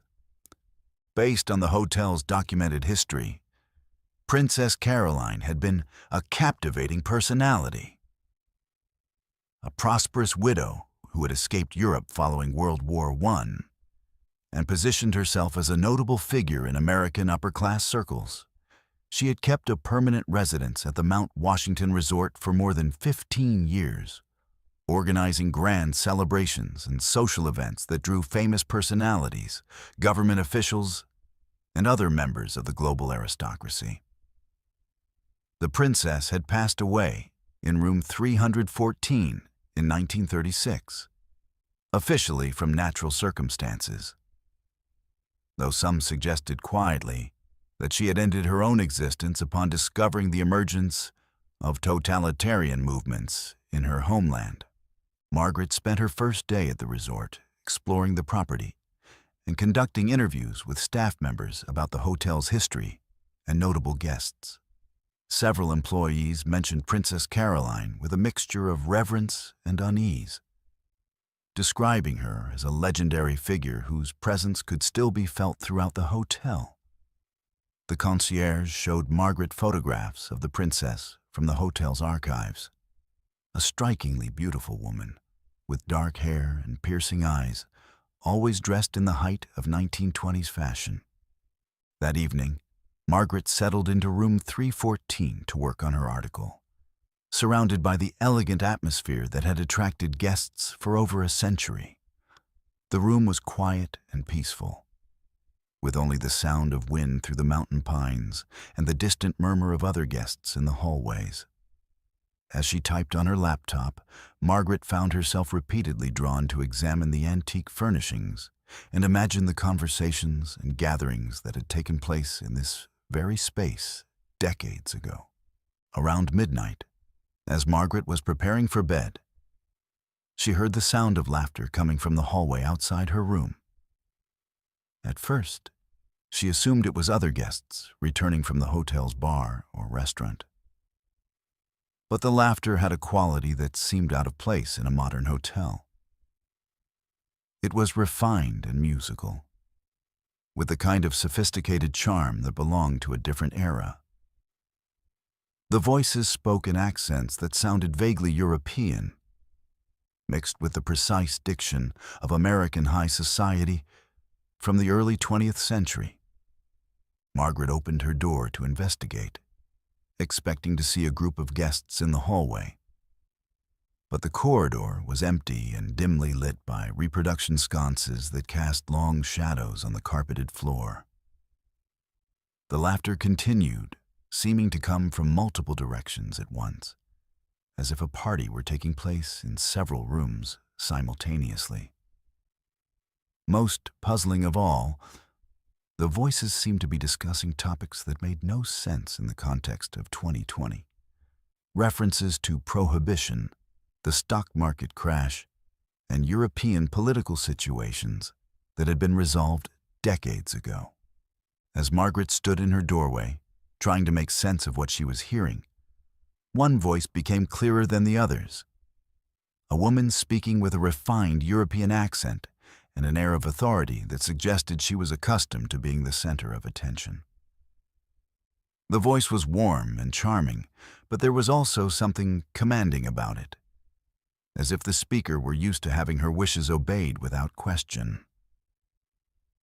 "My dear guests," the voice said clearly, "I do hope you're enjoying our little gathering. It's so wonderful to have such distinguished company here at our mountain retreat. Please do join us in the Blue Room for champagne and conversation. We have so much to discuss, and the evening is still young." Margaret realized with growing amazement that she was hearing Princess Caroline Foster's voice, still hosting parties and social gatherings nearly a century after her death. The phantom parties seemed to be taking place throughout the hotel's upper floors, with guests moving between rooms and engaging in the kind of sophisticated conversation that had made the Mount Washington Resort famous during its golden age. Driven by journalistic curiosity and the desire to understand what she was experiencing, Margaret followed the sounds of the party down the hallway. The voices led her to a section of the hotel that housed several of the larger suites, including what had once been Princess Caroline's permanent residence. As she approached the area, the sounds of the party became more distinct. The clink of champagne glasses, the rustle of silk evening gowns, and the kind of witty conversation that characterized high society gatherings of the 1920s and 30s. Margaret found herself standing outside the door of what the hotel staff had told her was the Blue Room, Princess Caroline's former private salon. The door was closed, but light seemed to be seeping from beneath it, and the sounds of the party were clearly coming from within. As she stood there, trying to decide whether to knock or simply listen, the door opened on its own, revealing a scene that took her breath away. The Blue Room was filled with elegantly dressed people from another era, all engaged in animated conversation while holding crystal champagne flutes and smoking cigarettes in long holders. The men wore white tie and tails, while the women were dressed in beaded gowns and elaborate jewelry that sparkled in the light from crystal chandeliers. The room itself appeared to have been restored to its 1920s splendor, with period furnishings and decorations that were far more elaborate than anything Margaret had seen in the hotel's current configuration. At the center of the gathering stood Princess Caroline Foster herself, exactly as she appeared in the historical photographs, but somehow more vibrant and alive than any picture could capture. She was wearing a stunning silver gown that seemed to shimmer with its own light, and her dark hair was arranged in the fashionable bob style of the era. When she saw Margaret standing in the doorway, the princess smiled warmly and approached with the gracious manner of a perfect hostess. "How delightful," Princess Caroline exclaimed, her voice carrying the same refined European accent that Margaret had heard in the hallway. "We have a new guest joining our little soiree. Please, my dear, do come in and introduce yourself. We were just discussing the most fascinating developments in European politics, and I'm sure you'll have some interesting perspectives to share." Margaret found herself drawn into the room, though she couldn't remember making a conscious decision to enter. The phantom guests welcomed her warmly, engaging her in conversation about topics ranging from art and literature to travel and society gossip. What struck Margaret most was how real and substantial these ghostly figures seemed. She could feel the silk of their clothing when they brushed against her, smell their perfume and cologne, and even taste the champagne that was pressed into her hand by an attentive phantom waiter. The conversation was sophisticated and engaging, with the kind of intellectual discourse that had made Princess Caroline's gatherings legendary during her lifetime. The guests discussed books that had been published decades ago, as if they were current bestsellers, debated political situations that had been resolved before Margaret was born, and shared gossip about celebrities who had been dead for generations. Yet despite the anachronistic nature of their topics, the conversations felt immediate and relevant, as if these phantom socialites existed in their own temporal bubble, where the 1920s and 30s continued indefinitely. Princess Caroline proved to be a fascinating hostess, regaling Margaret with stories about her travels, her experiences in European high society, and her decision to make America her permanent home. She spoke about the Mount Washington resort with obvious affection, describing it as her sanctuary from the troubles of the world and the perfect place to gather interesting people for stimulating conversation. "This hotel has always attracted the most remarkable individuals," the princess explained as she guided Margaret around the room, introducing her to various phantom guests. "Artists, writers, politicians, adventurers, all seeking the same thing we provide here. A refuge from the ordinary world where extraordinary conversations can flourish.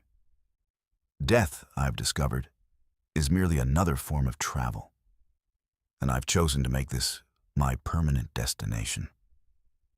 As the evening progressed, Margaret began to understand that she was witnessing more than just a haunting.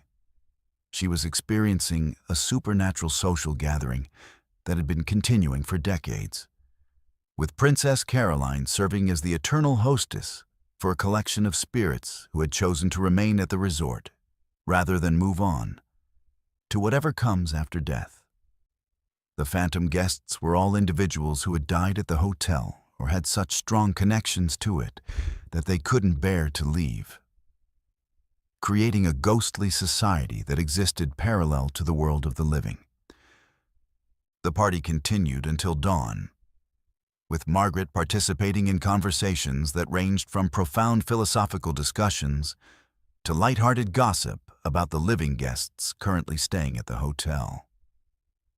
She learned that the phantom socialites were well aware of the modern world and often observed contemporary visitors with amusement and curiosity, though they rarely chose to interact with the living as directly as they had with her. As the first light of morning began to filter through the windows, the phantom party began to fade. The ghostly guests started to become translucent, their voices growing fainter as they prepared to return to whatever realm they inhabited during daylight hours. Princess Caroline was the last to fade, taking Margaret's hand in a gesture that felt surprisingly warm and substantial. "Thank you for joining us, my dear. the princess said with genuine warmth. It's been such a pleasure to have someone from your era participate in our little gathering. You're welcome to return any time you're staying at the resort. We're always here, and we do so enjoy meeting interesting people who appreciate good conversation and refined company.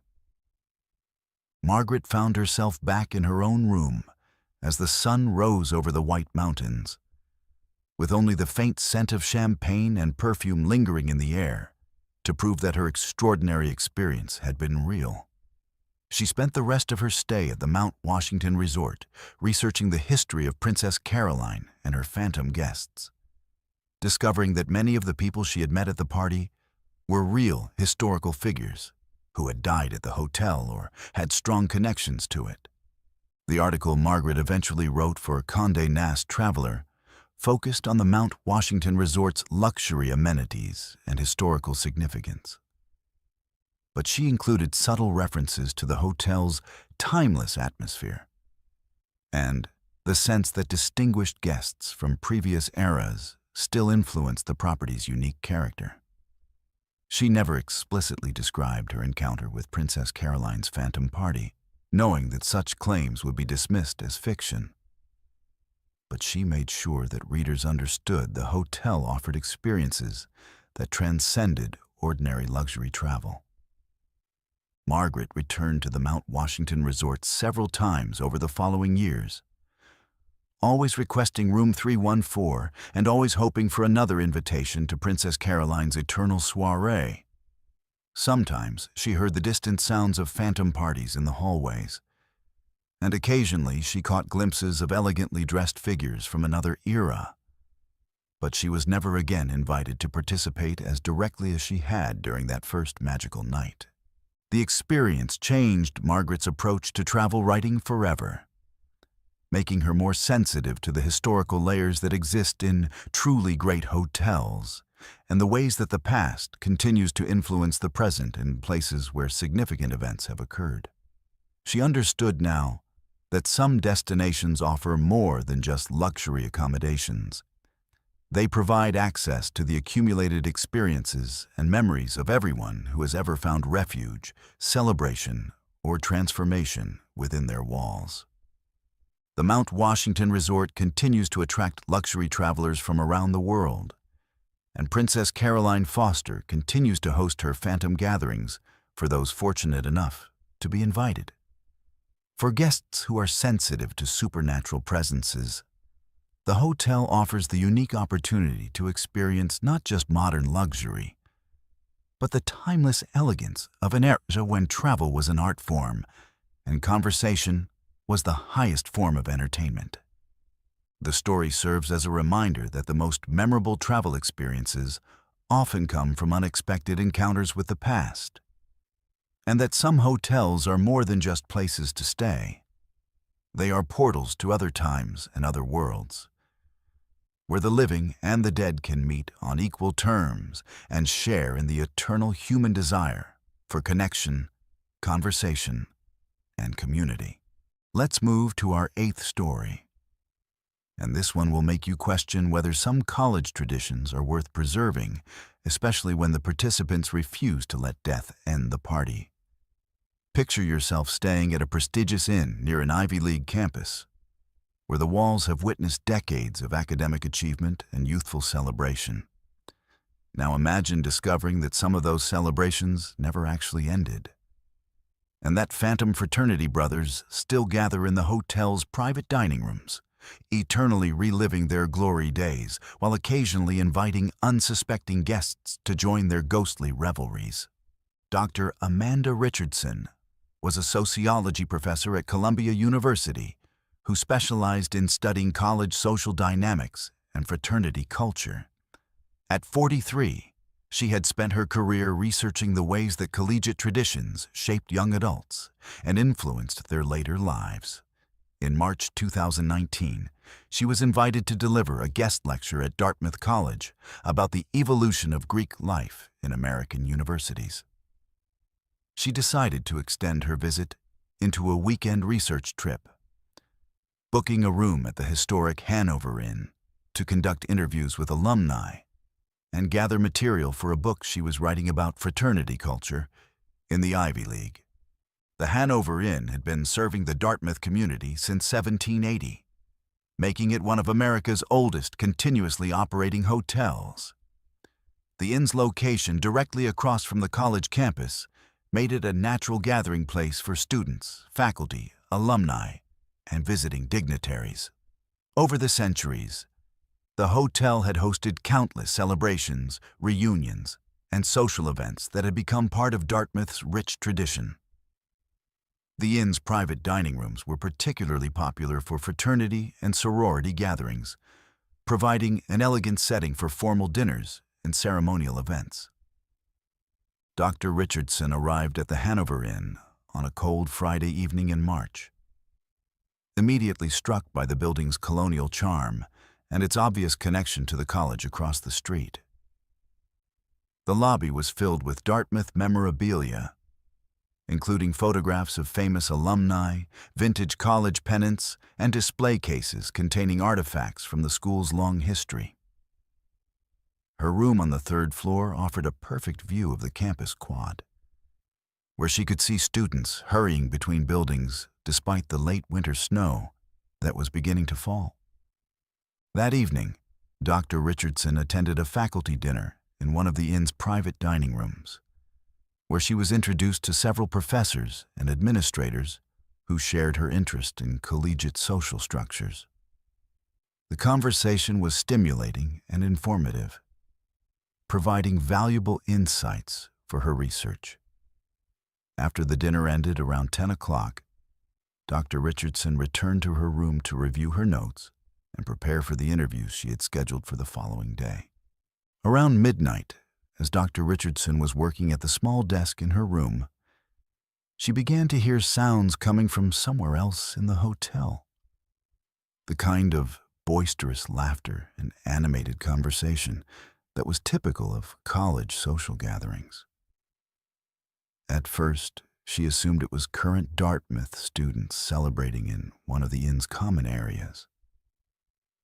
But as she listened more carefully, she realized that the voices had a quality that seemed out of place for modern college students. The laughter was hearty and masculine, with the kind of privileged confidence that characterized elite social circles from an earlier era.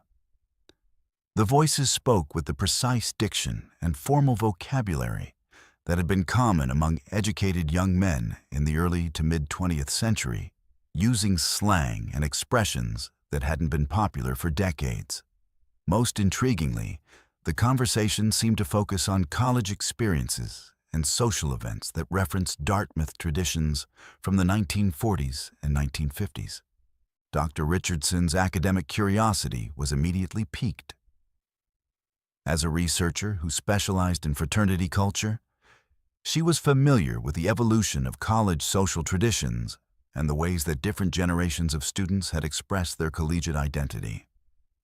The voices she was hearing seemed to represent a specific era in Dartmouth's history, and she wondered if she might be overhearing some kind of historical reenactment or alumni gathering focused on preserving old traditions. Deciding to investigate, Dr. Richardson left her room and followed the sounds through the inn's corridors. The voices led her toward the hotel's collection of private dining rooms on the second floor, spaces that she knew were frequently used for fraternity events and alumni gatherings. As she approached the area, the sounds of the party became more distinct. She could hear the clink of glasses, the scraping of chairs, and the kind of ritualistic chanting that was associated with fraternity ceremonies. The sounds seemed to be coming from the Eleazar Wheelock Room, one of the inn's most prestigious private dining spaces, named after Dartmouth's founder. Dr. Richardson could see light seeping from beneath the closed door, and the party sounds were definitely emanating from within. She approached the door cautiously, unsure whether she should interrupt what might be a private alumni event. But her researcher's instincts compelled her to at least try to observe what was happening. As Dr. Richardson stood outside the door, she heard one voice rise above the others. A young man speaking with a kind of theatrical authority that suggested he was leading some kind of ceremony or ritual. His words were formal and ceremonial, referencing fraternity traditions and brotherhood bonds in language that sounded like it came from official Greek life literature from decades past. "Brothers," the voice declared, "we gather tonight as we have gathered for generations, bound by the sacred ties of brotherhood that transcend the boundaries of time and mortality. Though our earthly days at Dartmouth have ended, our commitment to each other and to the traditions of our beloved fraternity remains eternal and unbreakable."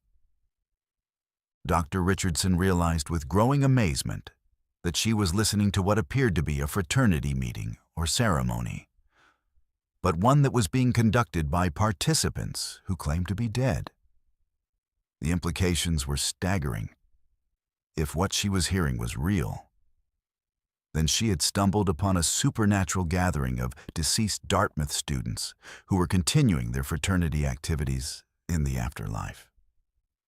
The ceremonial voice continued, welcoming new members to what he called the Eternal Brotherhood, and describing the privileges and responsibilities that came with membership in their ghostly organization. Other voices joined in, reciting what sounded like fraternity pledges and oaths that had been modified to reflect their supernatural status. The entire gathering had the formal structure and ritualistic elements that Dr. Richardson recognized from her research into fraternity culture, but adapted for participants who were no longer among the living. Driven by academic curiosity and the desire to document this extraordinary phenomenon, Dr. Richardson decided to knock on the door. The sounds from within the room immediately stopped, creating a silence that was almost more unsettling than the phantom party had been. After a moment, footsteps approached the door from the inside, and Dr. Richardson heard the voice that had been leading the ceremony. "Who seeks admission to our gathering?" the voice asked formally, as if following some established protocol for dealing with unexpected visitors. "My name is Dr. Amanda Richardson," she replied, trying to keep her voice steady despite the surreal nature of the situation. "I'm a professor studying fraternity culture, and I'm very interested in learning about your organization and traditions." The door opened slowly, revealing a young man who appeared to be in his early 20s, dressed in the kind of formal attire that had been popular among college students in the 1940s. A dark suit, white shirt, and narrow tie. His appearance was somehow both substantial and translucent, as if he existed in a state between the physical and spiritual worlds. Behind him, Dr. Richardson could see a room filled with similarly dressed young men, all looking at her with expressions of curiosity and mild amusement. "How fascinating," the young man said with a smile that was both charming and slightly unsettling. "It's been many years since we've had a living scholar express interest in our activities. Please do come in and join us. I'm Charles Whitman, class of 1943. And I serve as the current president of our Eternal chapter." Dr. Richardson entered the room, immediately struck by the sight of approximately 20 young men arranged around a formal dining table set with crystal glasses and silver serving pieces that seemed to glow with their own inner light. The room itself appeared to have been restored to its 1940s appearance, with period furnishings and decorations that were far more elaborate than the inn's current decor. Most remarkably, all of the phantom fraternity brothers appeared to be frozen at the age they had been when they died, creating a gathering of eternally youthful spirits who had maintained their collegiate enthusiasm for decades. Charles Whitman introduced Dr. Richardson to the other members of their supernatural fraternity, each of whom had died during or shortly after their time at Dartmouth. Some had been killed in World War II. Others had died in accidents or from illnesses. But all had chosen to remain connected to their college experience rather than moving on to whatever comes after death. They had formed what they called the eternal chapter, continuing their fraternity activities and traditions in the afterlife, while occasionally recruiting new members from among the spirits of deceased Dartmouth students. "We meet here every month," Charles explained as he offered Dr. Richardson a seat at their phantom banquet table. The Hanover Inn has always been central to Dartmouth's social life, and it provides the perfect setting for our continued brotherhood activities. We conduct business meetings, plan social events, and maintain the traditions that were so important to us during our earthly lives at the college. The Phantom Fraternity brothers were eager to share their experiences with Dr. Richardson, describing the ways that death had changed their perspective on college life and social relationships. They spoke about the bonds of friendship that had sustained them through the transition from life to death, and the comfort they found in maintaining familiar rituals and traditions in their supernatural existence. Their insights into fraternity culture were profound and moving, offering perspectives that no living researcher could access. "Brotherhood doesn't end with graduation or even with death," explained Robert Morrison, class of 1947, who had died in a car accident shortly after completing his degree. "The connections we formed during our college years were so strong that they've sustained us through decades of supernatural existence. We've learned that the most meaningful aspects of fraternity life, loyalty, friendship, mutual support, are eternal values that transcend physical existence." As the evening progressed, Dr. Richardson participated in their phantom meeting, observing rituals and ceremonies that had been preserved exactly as they had been performed in the 1940s and 1950s. The ghostly fraternity brothers maintained detailed records of their activities, including minutes from meetings dating back decades and membership rolls that documented every spirit who had joined their eternal chapter.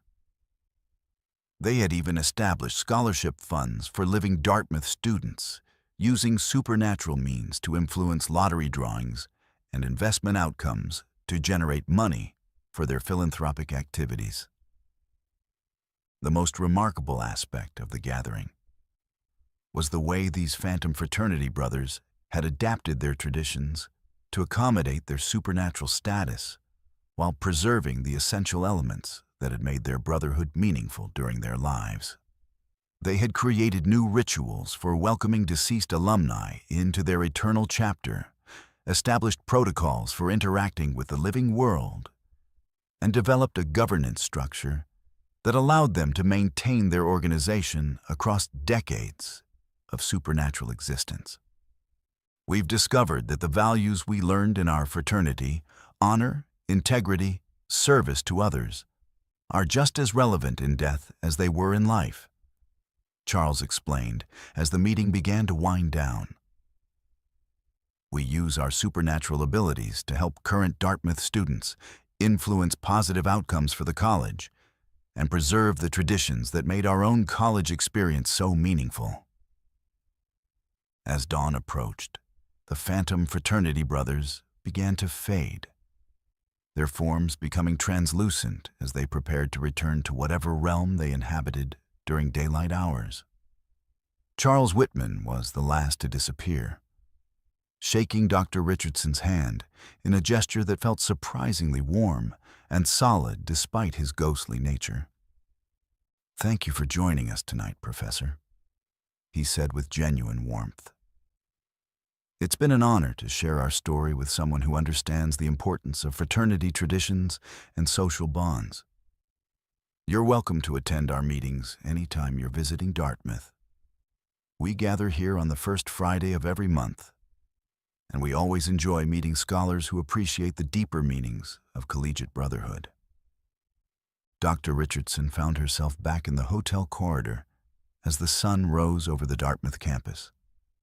with only the faint scent of pipe tobacco and aged whiskey lingering in the air, to prove that her extraordinary experience had been real.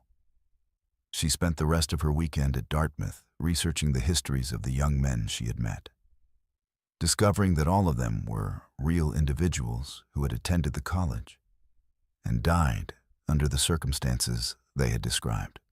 The experience fundamentally changed Dr. Richardson's understanding of fraternity culture and the lasting impact of collegiate social bonds. She realized that the relationships formed during college years could be so powerful that they transcended death itself, creating communities that continue to exist and function in supernatural realms. Her subsequent research focused on the spiritual and psychological dimensions of fraternity brotherhood, exploring the ways that shared rituals and traditions create bonds that can survive even the ultimate separation of death. Dr. Richardson returned to the Hanover Inn several times over the following years, always scheduling her visits to coincide with the first Friday of the month. Sometimes she was invited to join the phantom fraternity meetings, and sometimes she simply observed from a distance.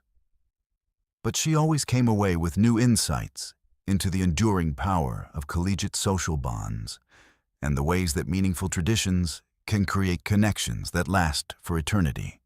The Hanover Inn continues to serve the Dartmouth community, and Charles Whitman's Eternal Chapter continues to meet in the Eleazar Wheelock Room, preserving fraternity traditions that span multiple generations and maintaining brotherhood bonds that have proven stronger than death itself.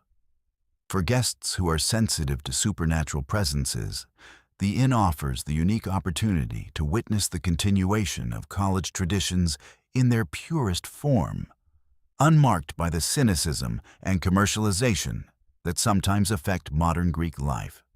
The story serves as a testament to the enduring power of friendship, tradition, and shared values to create communities that transcend the boundaries between life and death, and to the ways that meaningful collegiate experiences can shape individuals so profoundly that they choose to preserve those connections for eternity.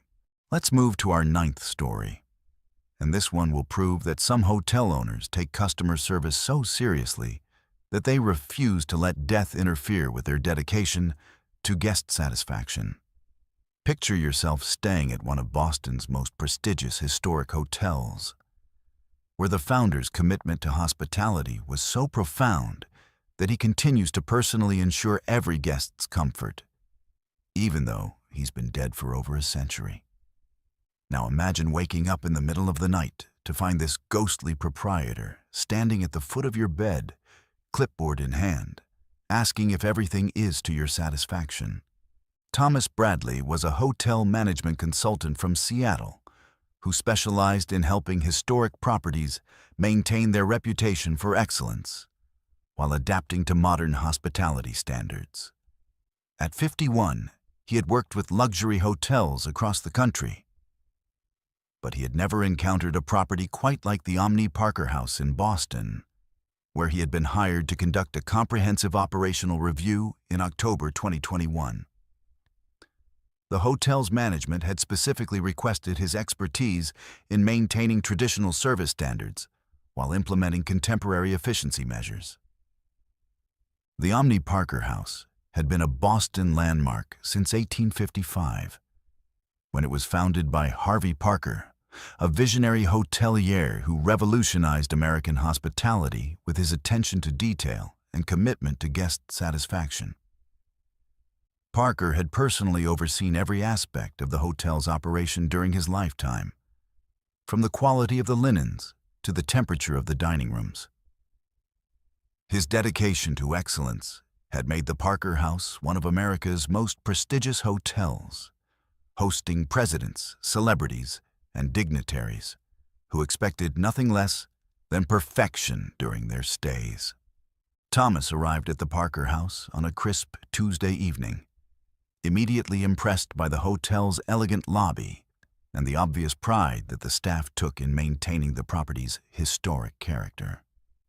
The concierge showed him to room 1012, explaining that it had been one of Harvey Parker's favorite guest rooms, and offered an excellent example of the hotel's commitment to preserving its original charm while providing modern amenities.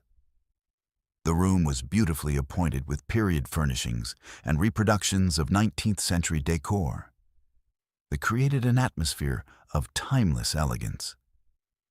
During his first day of evaluation, Thomas interviewed staff members throughout the hotel, from housekeeping and maintenance to front desk and restaurant personnel. What struck him most was the consistent way that employees described feeling watched and evaluated, as if someone were constantly monitoring their performance and holding them to impossibly high standards. Several staff members mentioned experiencing an unseen presence that seemed to observe their work, particularly during night shifts when the hotel was quieter and the atmosphere more conducive to supernatural encounters. "It's like he's still here, checking on everything," explained Maria Santos, the head of housekeeping, who had worked at the Parker House for over 20 years.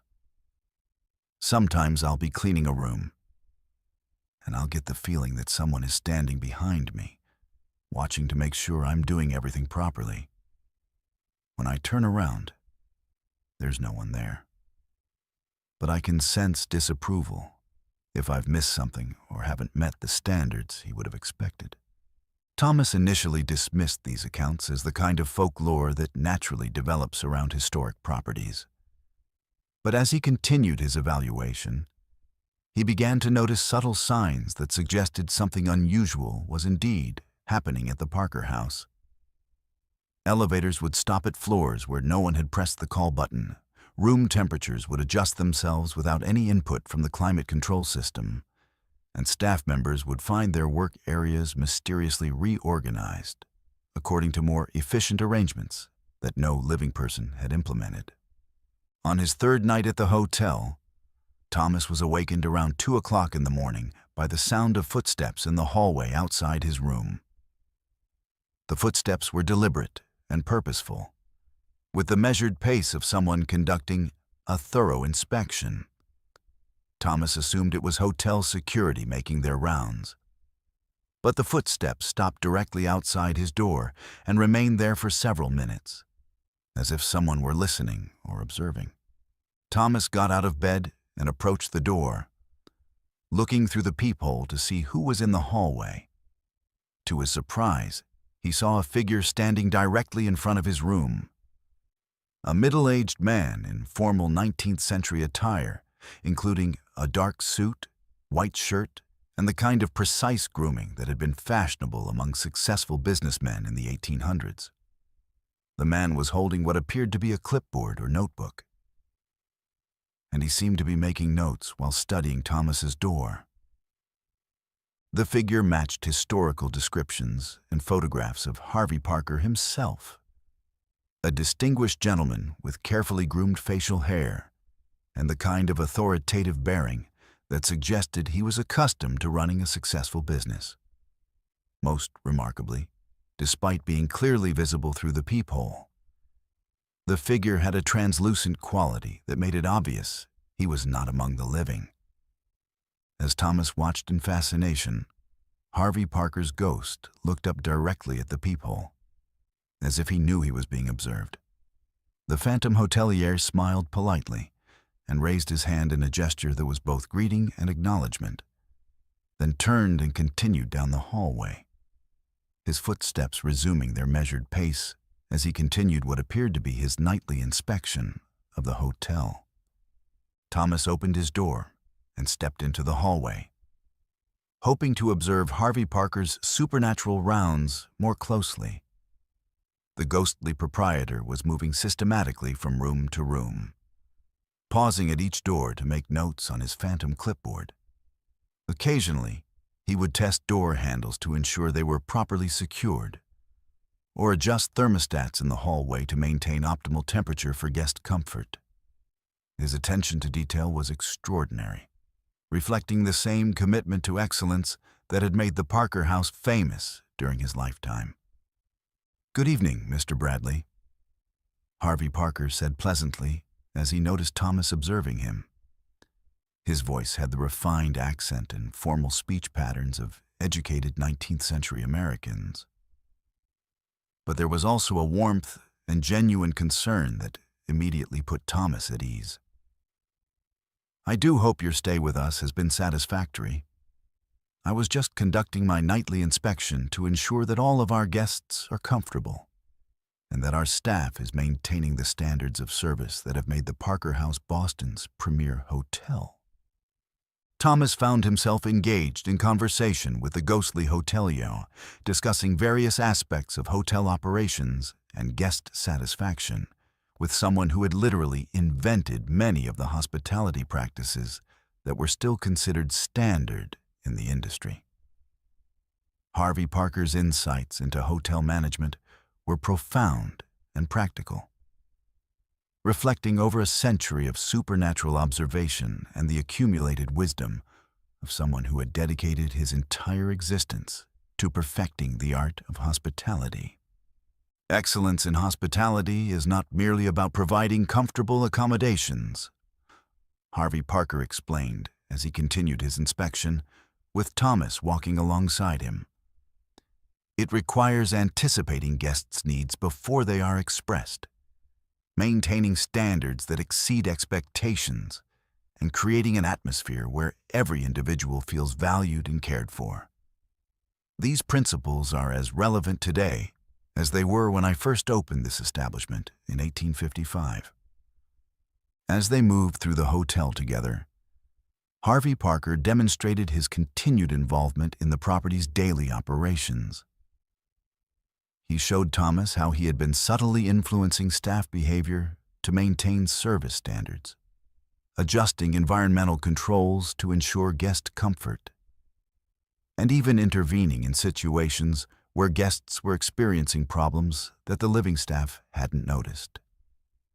His supernatural abilities allowed him to monitor every aspect of the hotel's operation simultaneously, creating a level of quality control that would be impossible for any living manager to achieve. I've observed that modern hotel management often focuses on efficiency and cost reduction at the expense of personal service, Harvey Parker noted as they paused outside the hotel's restaurant. While I understand the economic pressures that contemporary hoteliers face, I believe that true hospitality requires a personal touch that cannot be automated or systematized. That's why I continue to oversee operations here, to ensure that the Parker House maintains the standards of service that our guests deserve. Thomas learned that Harvey Parker's ghost had been actively involved in the hotel's management for over a century, working behind the scenes to maintain the property's reputation for excellence.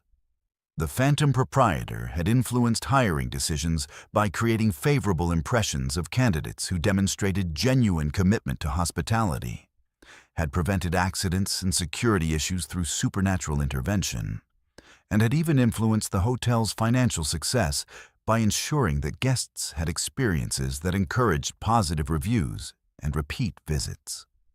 The hotel industry has changed dramatically since my time, Harvey Parker acknowledged.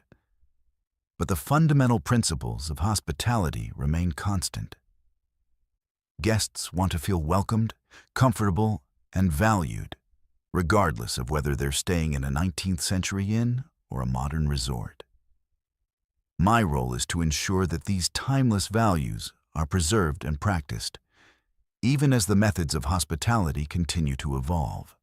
The conversation continued for several hours, with Harvey Parker sharing insights about hotel management that Thomas had never encountered in any textbook or professional development program. The ghostly proprietor's perspective on hospitality was both historical and contemporary, reflecting his unique position as someone who had witnessed the evolution of the industry while maintaining his original commitment to excellence. As dawn approached, Harvey Parker began to fade, his form becoming translucent as he prepared to return to whatever realm he inhabited during daylight hours. Before disappearing entirely, He handed Thomas a business card that appeared to be made of the same ethereal material as his clipboard.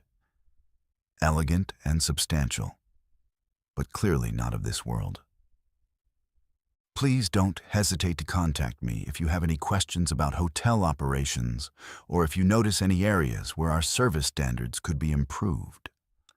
Harvey Parker said with the same professional courtesy he had shown to guests during his lifetime. I'm always available to discuss hospitality matters with fellow professionals who share my commitment to excellence. Thomas found himself back in his room as the sun rose over Boston. With only the phantom business card and the lingering scent of 19th century cologne to prove that his extraordinary encounter had been real. The business card bore Harvey Parker's name and the title Founder and Eternal Proprietor, along with contact information that included both earthly and supernatural methods of communication. The experience fundamentally changed Thomas's approach to hotel management consulting. He realized that the most successful historic properties were those that had maintained a connection to their founding principles and the vision of their original creators. His subsequent recommendations for the Parker House focused on preserving the personal touch and attention to detail that Harvey Parker had established, while implementing modern systems that supported rather than replaced the human elements of hospitality. Thomas's final report praised the Parker House for maintaining service standards that exceeded industry benchmarks, noting that the property's commitment to excellence seemed to be embedded in its very foundation.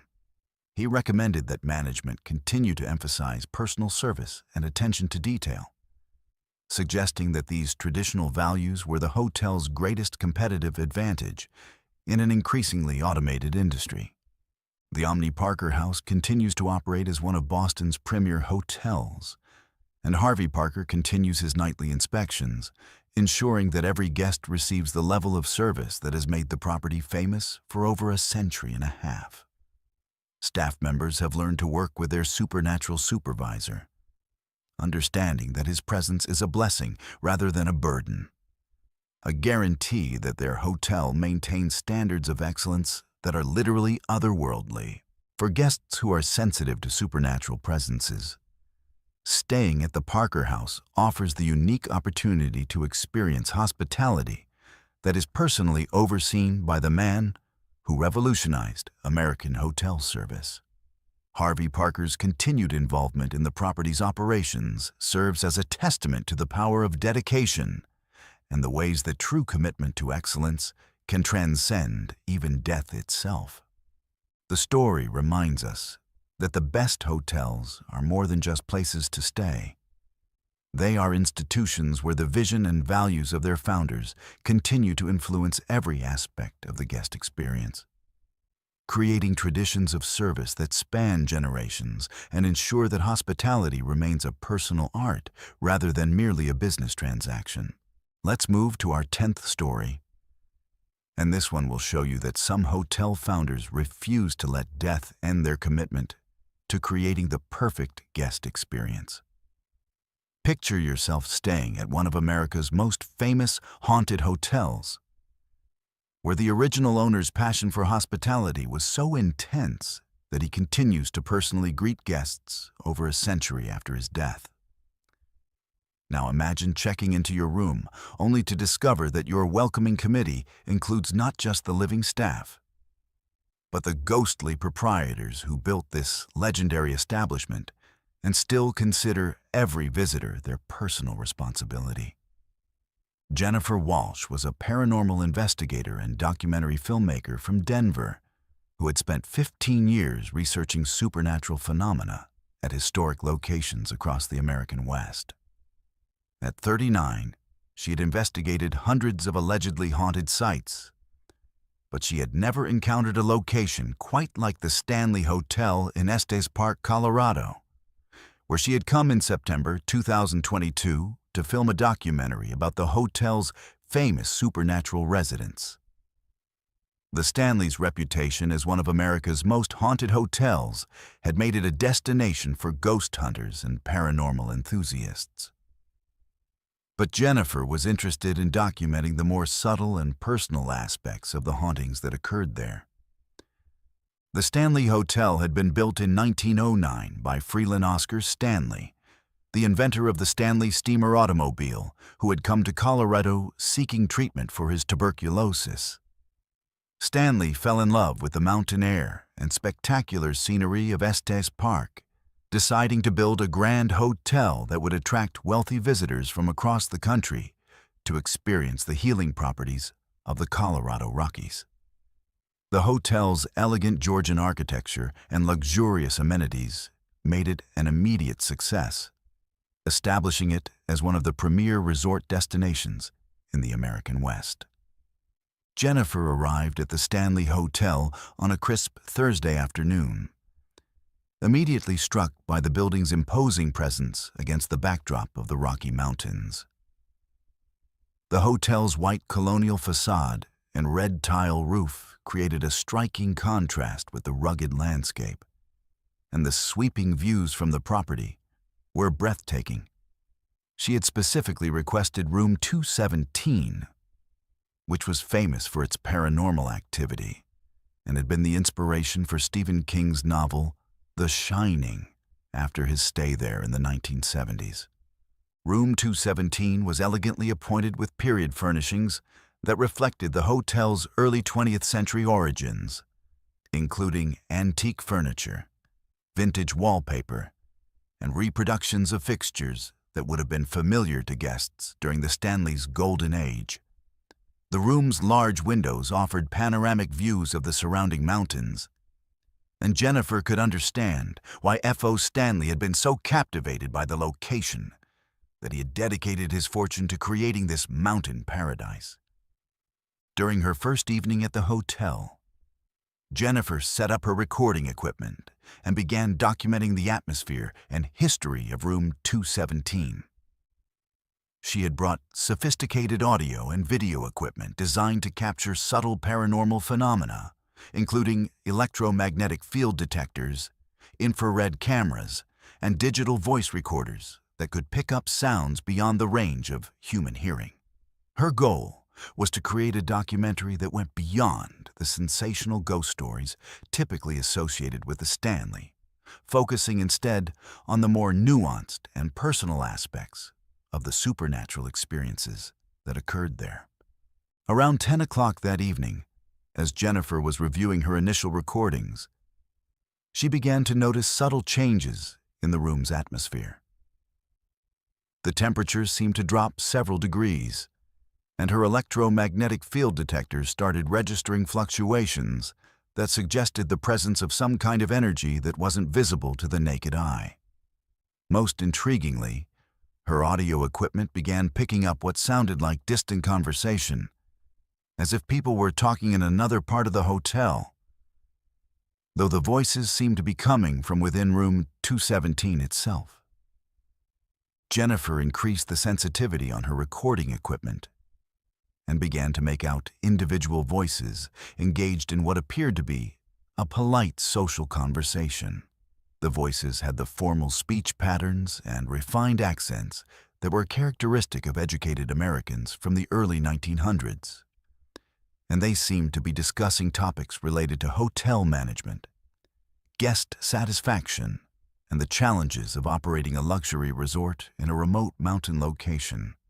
As Jennifer listened more carefully, she began to distinguish between different speakers: an older man with an authoritative voice who seemed to be leading the conversation, and a woman with a cultured accent who was contributing observations about hospitality and guest services.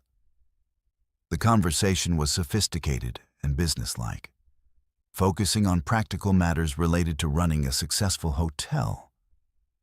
But there was also an underlying warmth and genuine concern for guest welfare that suggested these were people who took personal pride in their hospitality.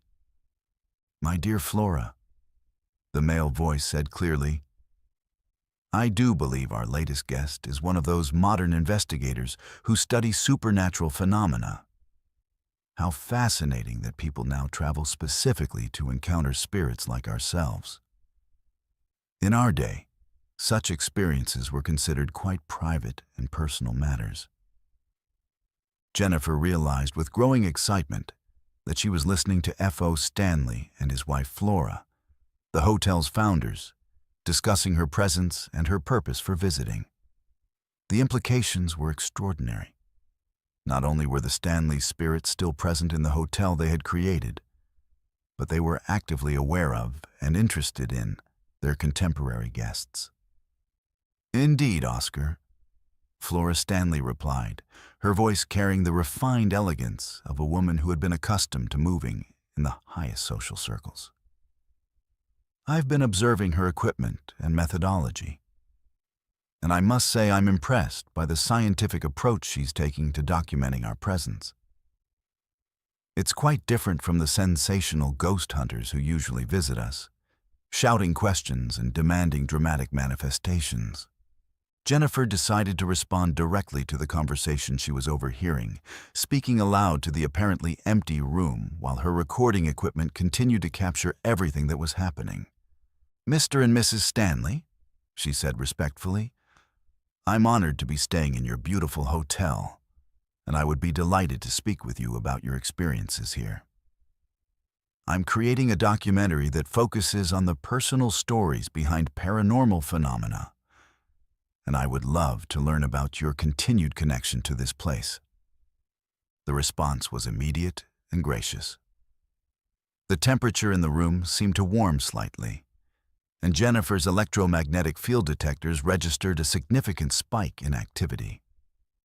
Most remarkably, the voices became clearer and more distinct, as if the Stanleys had moved closer to her location and were now speaking directly to her rather than about her. "How delightful!" F.O. Stanley exclaimed, his voice now clearly audible without the need for electronic amplification. "It's been many years since we've had the opportunity to speak directly with a guest about our hotel and our experiences here. Please, my dear, make yourself comfortable, and we'll be happy to share our story with you." What followed was the most extraordinary interview Jennifer had ever conducted. F.O. and Flora Stanley proved to be charming and articulate subjects. Eager to discuss their lives, their decision to build the hotel, and their experiences as spirits who had chosen to remain connected to their earthly creation rather than moving on to whatever comes after death. They spoke with obvious pride about the hotel's history and their continued involvement in its operations, describing the ways they had influenced events and helped maintain the property's reputation for excellence. "Building this hotel was the greatest achievement of my life," F.O. Stanley explained, his voice filled with the same passion and enthusiasm that had driven him to create his mountain resort over a century earlier. The location, the architecture, the attention to every detail of guest comfort. Everything was designed to create a perfect retreat where people could escape the pressures of modern life and reconnect with the natural beauty of the Colorado mountains. Flora Stanley added her own perspectives on hospitality and the social aspects of running a luxury hotel, describing the elaborate parties and gatherings they had hosted during the hotel's early years. She spoke about the famous guests who had stayed at the Stanley, including celebrities, politicians, and business leaders who had sought the same mountain refuge that had originally attracted her husband to Estes Park. "We've discovered that death doesn't end one's connection to the things that were most important in life," Flora explained. "This hotel was our dream made manifest, and our attachment to it has proven stronger than the transition from life to death. We continue to take personal interest in every guest who stays here, and we do our best to ensure that their experience reflects the same standards of excellence that we established during our earthly lives." The Stanleys described their supernatural abilities and the ways they use them to influence the hotel's operations. F.O. Stanley explained that he could manipulate electrical systems, adjust room temperatures, and even influence the behavior of the hotel's staff to ensure that guests received the best possible service. Flora Stanley focused more on the social and emotional aspects of hospitality, describing how she tried to create a welcoming atmosphere and help guests feel comfortable and valued during their stays. We've learned that the most important aspect of hospitality is making people feel genuinely welcome and cared for, Flora noted. Modern hotels often focus on efficiency and standardized service, but we believe that true hospitality requires a personal touch that acknowledges each guest as an individual with unique needs and preferences. As the evening progressed, Jennifer learned about the other spirits who resided at the Stanley Hotel, including former staff members and guests who had chosen to remain connected to the property after their deaths. The Stanleys described a complex supernatural community that existed parallel to the hotel's living operations, with ghostly residents who had their own social structures, relationships, and responsibilities for maintaining the property's spiritual atmosphere. "We're not alone here," F.O. Stanley explained. "Over the decades, we've been joined by others who felt the same connection to this place that we do. Former employees who loved their work here, guests who found peace and healing in these mountains, and even some individuals who simply felt drawn to the energy and beauty of the location. We've created a kind of spiritual family that works together to preserve the hotel's special character." The conversation continued until dawn, with the Stanleys sharing stories about their interactions with famous guests, their observations about changes in society and hospitality over the decades, and their hopes for the hotel's future. They expressed particular appreciation for guests like Jennifer, who approached their presence with respect and genuine curiosity, rather than sensationalism or fear. "We're always pleased to meet guests who understand that supernatural phenomena are not necessarily frightening or threatening," Flora Stanley noted. "Our presence here is motivated by love. Love for this place, love for the hospitality industry, and love for the people who choose to visit our mountain retreat. We want every guest to have a positive experience that they'll remember fondly for the rest of their lives." As the sun rose over the Rocky Mountains, casting golden light through the windows of room 217, the Stanleys' voices began to fade, though their presence remained palpable in the room's atmosphere. F.O. Stanley's final words to Jennifer were an invitation to return anytime she wished to continue their conversation, and a request that she portray their story with the dignity and respect that they had tried to maintain throughout their supernatural existence. Jennifer's documentary about the Stanley Hotel became one of her most successful projects, focusing on the personal stories and genuine hospitality that motivated the hotel's supernatural residents rather than sensationalizing their ghostly activities. The film presented the Stanleys as dedicated hoteliers who had found a way to continue their life's work even after death, creating a unique form of hospitality that combined earthly luxury with otherworldly care and attention. The Stanley Hotel continues to attract visitors from around the world, and F.O. and Flora Stanley continue to personally welcome guests who are sensitive to their presence. For those fortunate enough to encounter them, the experience serves as a reminder that the best hospitality comes from genuine care and personal attention, and that some forms of service are so meaningful that they transcend even the boundaries between life and death.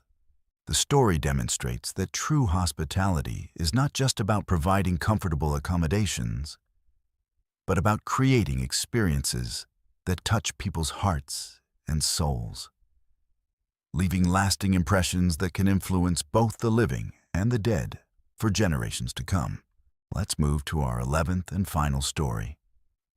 And this one will leave you questioning whether some love stories are so powerful that they can trap souls in eternal tragedy. Picture the most elegant hotel elevator you've ever seen, with polished brass fixtures and mirrored walls that reflect decades of luxury and sophistication. Now imagine that same elevator becoming a prison for a bride whose wedding day became her last day on earth, and whose desperate search for her lost love has turned a simple ride between floors into a journey through heartbreak that spans over a century. The elevator's shaft.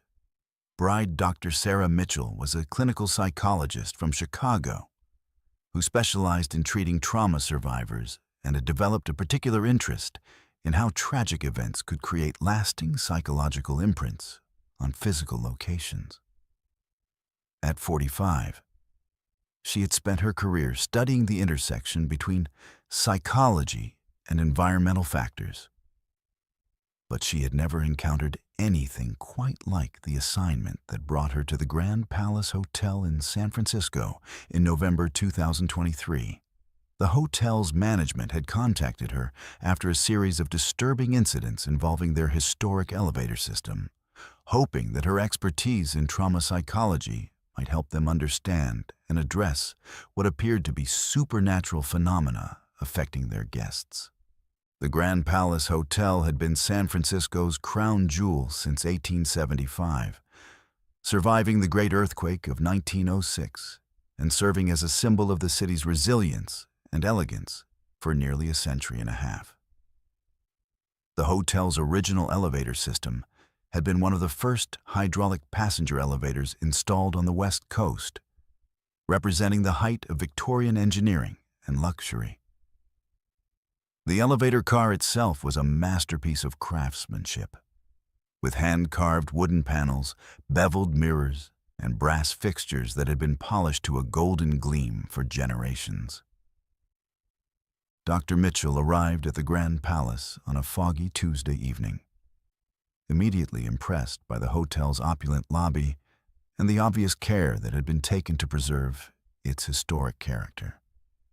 The concierge showed her to a suite on the 8th floor, explaining that she would need to use the historic elevator to reach her room, as it was the only way to access the hotel's upper floors.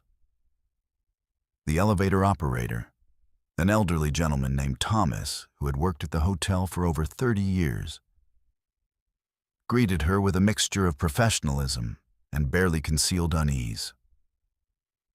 "Welcome to the Grand Palace, Doctor Mitchell," Thomas said as he operated the brass controls with practiced precision. "I do hope you'll find your stay comfortable, though I should mention that our elevator has been experiencing some unusual behavior lately. Nothing dangerous, mind you. But some guests have reported strange experiences during their rides." As the elevator rose smoothly toward the 8th floor, Dr. Mitchell noticed an unusual atmosphere in the confined space. The air seemed heavier than normal, and there was a faint scent that reminded her of old perfume and wilted flowers. Most intriguingly, the mirrors that lined the elevator walls seemed to reflect more than just the current occupants. Occasionally, she caught glimpses of additional figures that appeared and disappeared too quickly to focus on clearly. During her first day at the hotel, Dr. Mitchell interviewed staff members and guests who had experienced unusual phenomena in the elevator. The stories were remarkably consistent. People reported seeing a young woman in a wedding dress who appeared in the elevator's mirrors, feeling sudden drops in temperature during rides between certain floors, and hearing the sound of sobbing that seemed to come from within the elevator shaft itself. Most disturbing of all, several guests had reported that the elevator would stop at the 7th floor on its own. The doors would open to reveal an empty hallway, and they would hear a woman's voice pleading for help, finding someone named William. "She's been appearing more frequently over the past few months," explained Margaret Chen, the hotel's guest services manager, who had worked at the Grand Palace for over 15 years. At first, we thought it might be some kind of mechanical issue with the elevator. But our engineers have inspected every component multiple times and found nothing wrong. The phenomena only occur when guests are riding the elevator, never when it's empty or being serviced. Dr. Mitchell learned that the 7th floor had a tragic history that might explain the supernatural activity. In 1924, a young woman named Victoria Ashford had been staying at the hotel while preparing for her wedding to William Thornton, a wealthy businessman from Los Angeles. On the morning of her wedding day, Victoria had taken the elevator down to the lobby to meet her bridal party. But the elevator had malfunctioned between the 7th and 6th floors, trapping her for several hours. By the time rescue workers had freed her from the elevator, Victoria had suffered a fatal heart attack, dying in her wedding dress while calling out for her fiancé who was waiting at the church. The tragedy devastated everyone involved, Margaret continued, showing Dr. Mitchell historical newspaper clippings about the incident. William Thornton was so grief-stricken that he never married, and he spent the rest of his life trying to find ways to honor Victoria's memory. The hotel installed safety systems to prevent similar accidents. But some guests and staff members believe that Victoria's spirit became trapped in the elevator where she died, still searching for the wedding that never happened. That evening, Dr. Mitchell decided to conduct her own investigation by riding the elevator multiple times and documenting any unusual phenomena she experienced. She brought recording equipment and psychological assessment tools, hoping to apply scientific methodology to understanding what appeared to be a supernatural manifestation of unresolved trauma. Thomas, the elevator operator, agreed to assist with her investigation, though he admitted to being nervous about deliberately seeking contact with Victoria's spirit. On her third ride of the evening, as the elevator passed the 7th floor, Dr. Mitchell experienced the phenomena that had been reported by other guests. The temperature in the elevator car dropped dramatically, and the mirrors began to fog over as if someone were breathing on them from the inside. Most remarkably, a figure began to materialize in the reflection. A young woman in an elaborate 1920s wedding dress, with tears streaming down her face and an expression of desperate confusion and fear. "William," the apparition said clearly, her voice echoing strangely in the confined space of the elevator car. "William, where are you? The ceremony was supposed to start an hour ago and I can't find my way out of here. Please, someone help me find William. He must be so worried about me."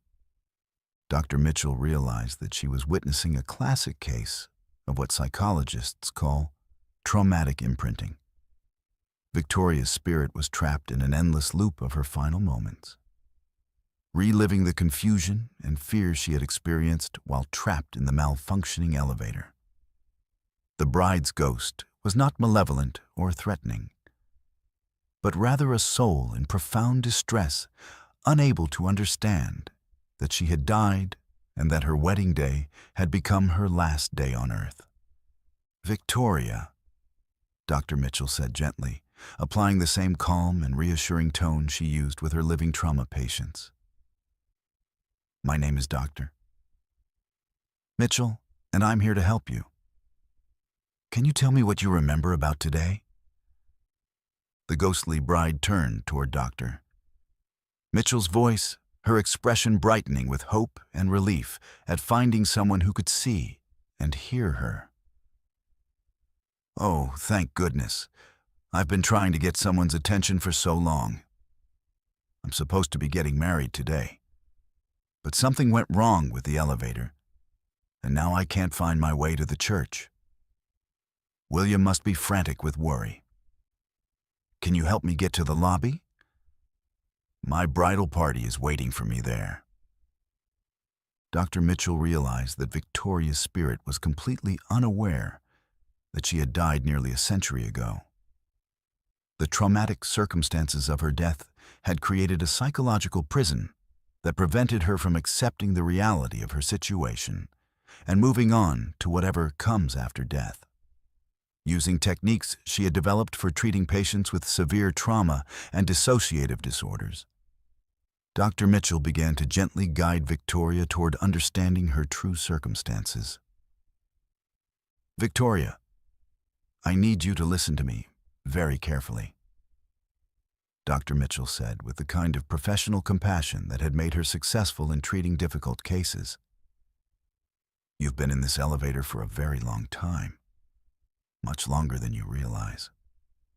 The wedding you're trying to get to, it happened many years ago.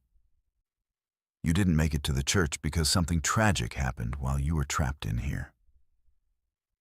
The conversation that followed was one of the most challenging and emotionally demanding that Dr. Mitchell had ever conducted. Victoria's spirit struggled to accept the reality of her death, clinging to the hope that she could still make it to her wedding and marry the man she loved. Dr. Mitchell had to carefully balance truth with compassion, helping Victoria understand her situation without causing additional trauma to a soul that had already suffered so much. "But William is waiting for me," Victoria pleaded, her ghostly form becoming more agitated as she began to grasp the implications of what Dr. Mitchell was telling her. "He loves me, and I love him, and we're supposed to be together forever. If what you're saying is true, then I'll never see him again." Dr. Mitchell explained gently that William had lived a full life after Victoria's death, though he had never married another woman. She helped Victoria understand that their love had been real and meaningful, but that clinging to the past was preventing her from finding peace and potentially reuniting with William in whatever realm awaited them after death. The process was slow and difficult, requiring multiple conversations over several days as Victoria's spirit gradually accepted the truth about her circumstances. "The love you shared with William was beautiful and real," Dr. Mitchell assured her during their final conversation. "But love doesn't mean holding on forever. Sometimes it means letting go so that both souls can find peace. William lived his entire life honoring your memory, and now it's time for you to honor that love by allowing yourself to move on to wherever he's waiting for you." The breakthrough came when Victoria finally understood that her desperate attempts to reach her wedding had been keeping her trapped in a cycle of suffering that prevented her from experiencing the eternal love she had been seeking. With Dr. Mitchell's guidance, she was able to let go of her attachment to that tragic day and accept the transition that death represented. "Thank you for helping me understand," Victoria said as her form began to fade for the final time. "I can see him now. William is here, and he's been waiting for me all along. We're going to have our wedding after all, just not in the way I had originally planned." The elevator filled with warm, golden light as Victoria's spirit finally found peace, and Dr. Mitchell felt a profound sense of completion as she witnessed the resolution of a tragedy that had lasted for nearly a century. The ghostly bride's final words were a message of gratitude and a blessing for all the couples who would ride that elevator in the future, wishing them the happiness that she and William had finally found in the realm beyond death. And there you have it. 11 terrifying true stories that prove hotels can harbor secrets far darker than anything you'll find in the minibar. From decomposing heads in closets to phantom weddings that never end, these experiences remind us that when we check into a hotel, we're not just renting a room. We're entering a space where countless human dramas have played out. And sometimes, those dramas refuse to end. The next time you slide that key card and step into your hotel room, remember these stories. Pay attention to that strange smell you can't identify. Listen carefully to those unexplained sounds in the hallway, and don't dismiss that feeling of being watched as mere imagination. Sometimes, the previous guests never really checked out, and they might be more interested in your stay than you'd ever want them to be. My advice? Always research the history of any hotel before you book. Check online reviews, not just for service quality, but for any mentions of unusual experiences or strange atmospheres. Pack sage or protective items if you're spiritually inclined, and trust your instincts. If something feels wrong about a room, ask to be moved immediately. Most importantly, remember that respect goes a long way with supernatural entities. If you do encounter something unexplained, remain calm and polite.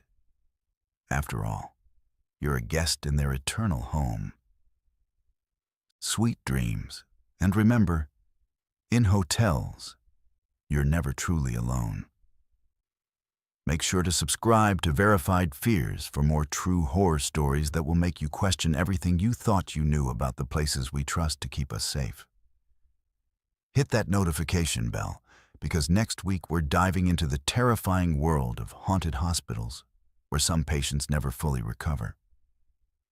Until then, sleep tight, and always check who's really sharing your room.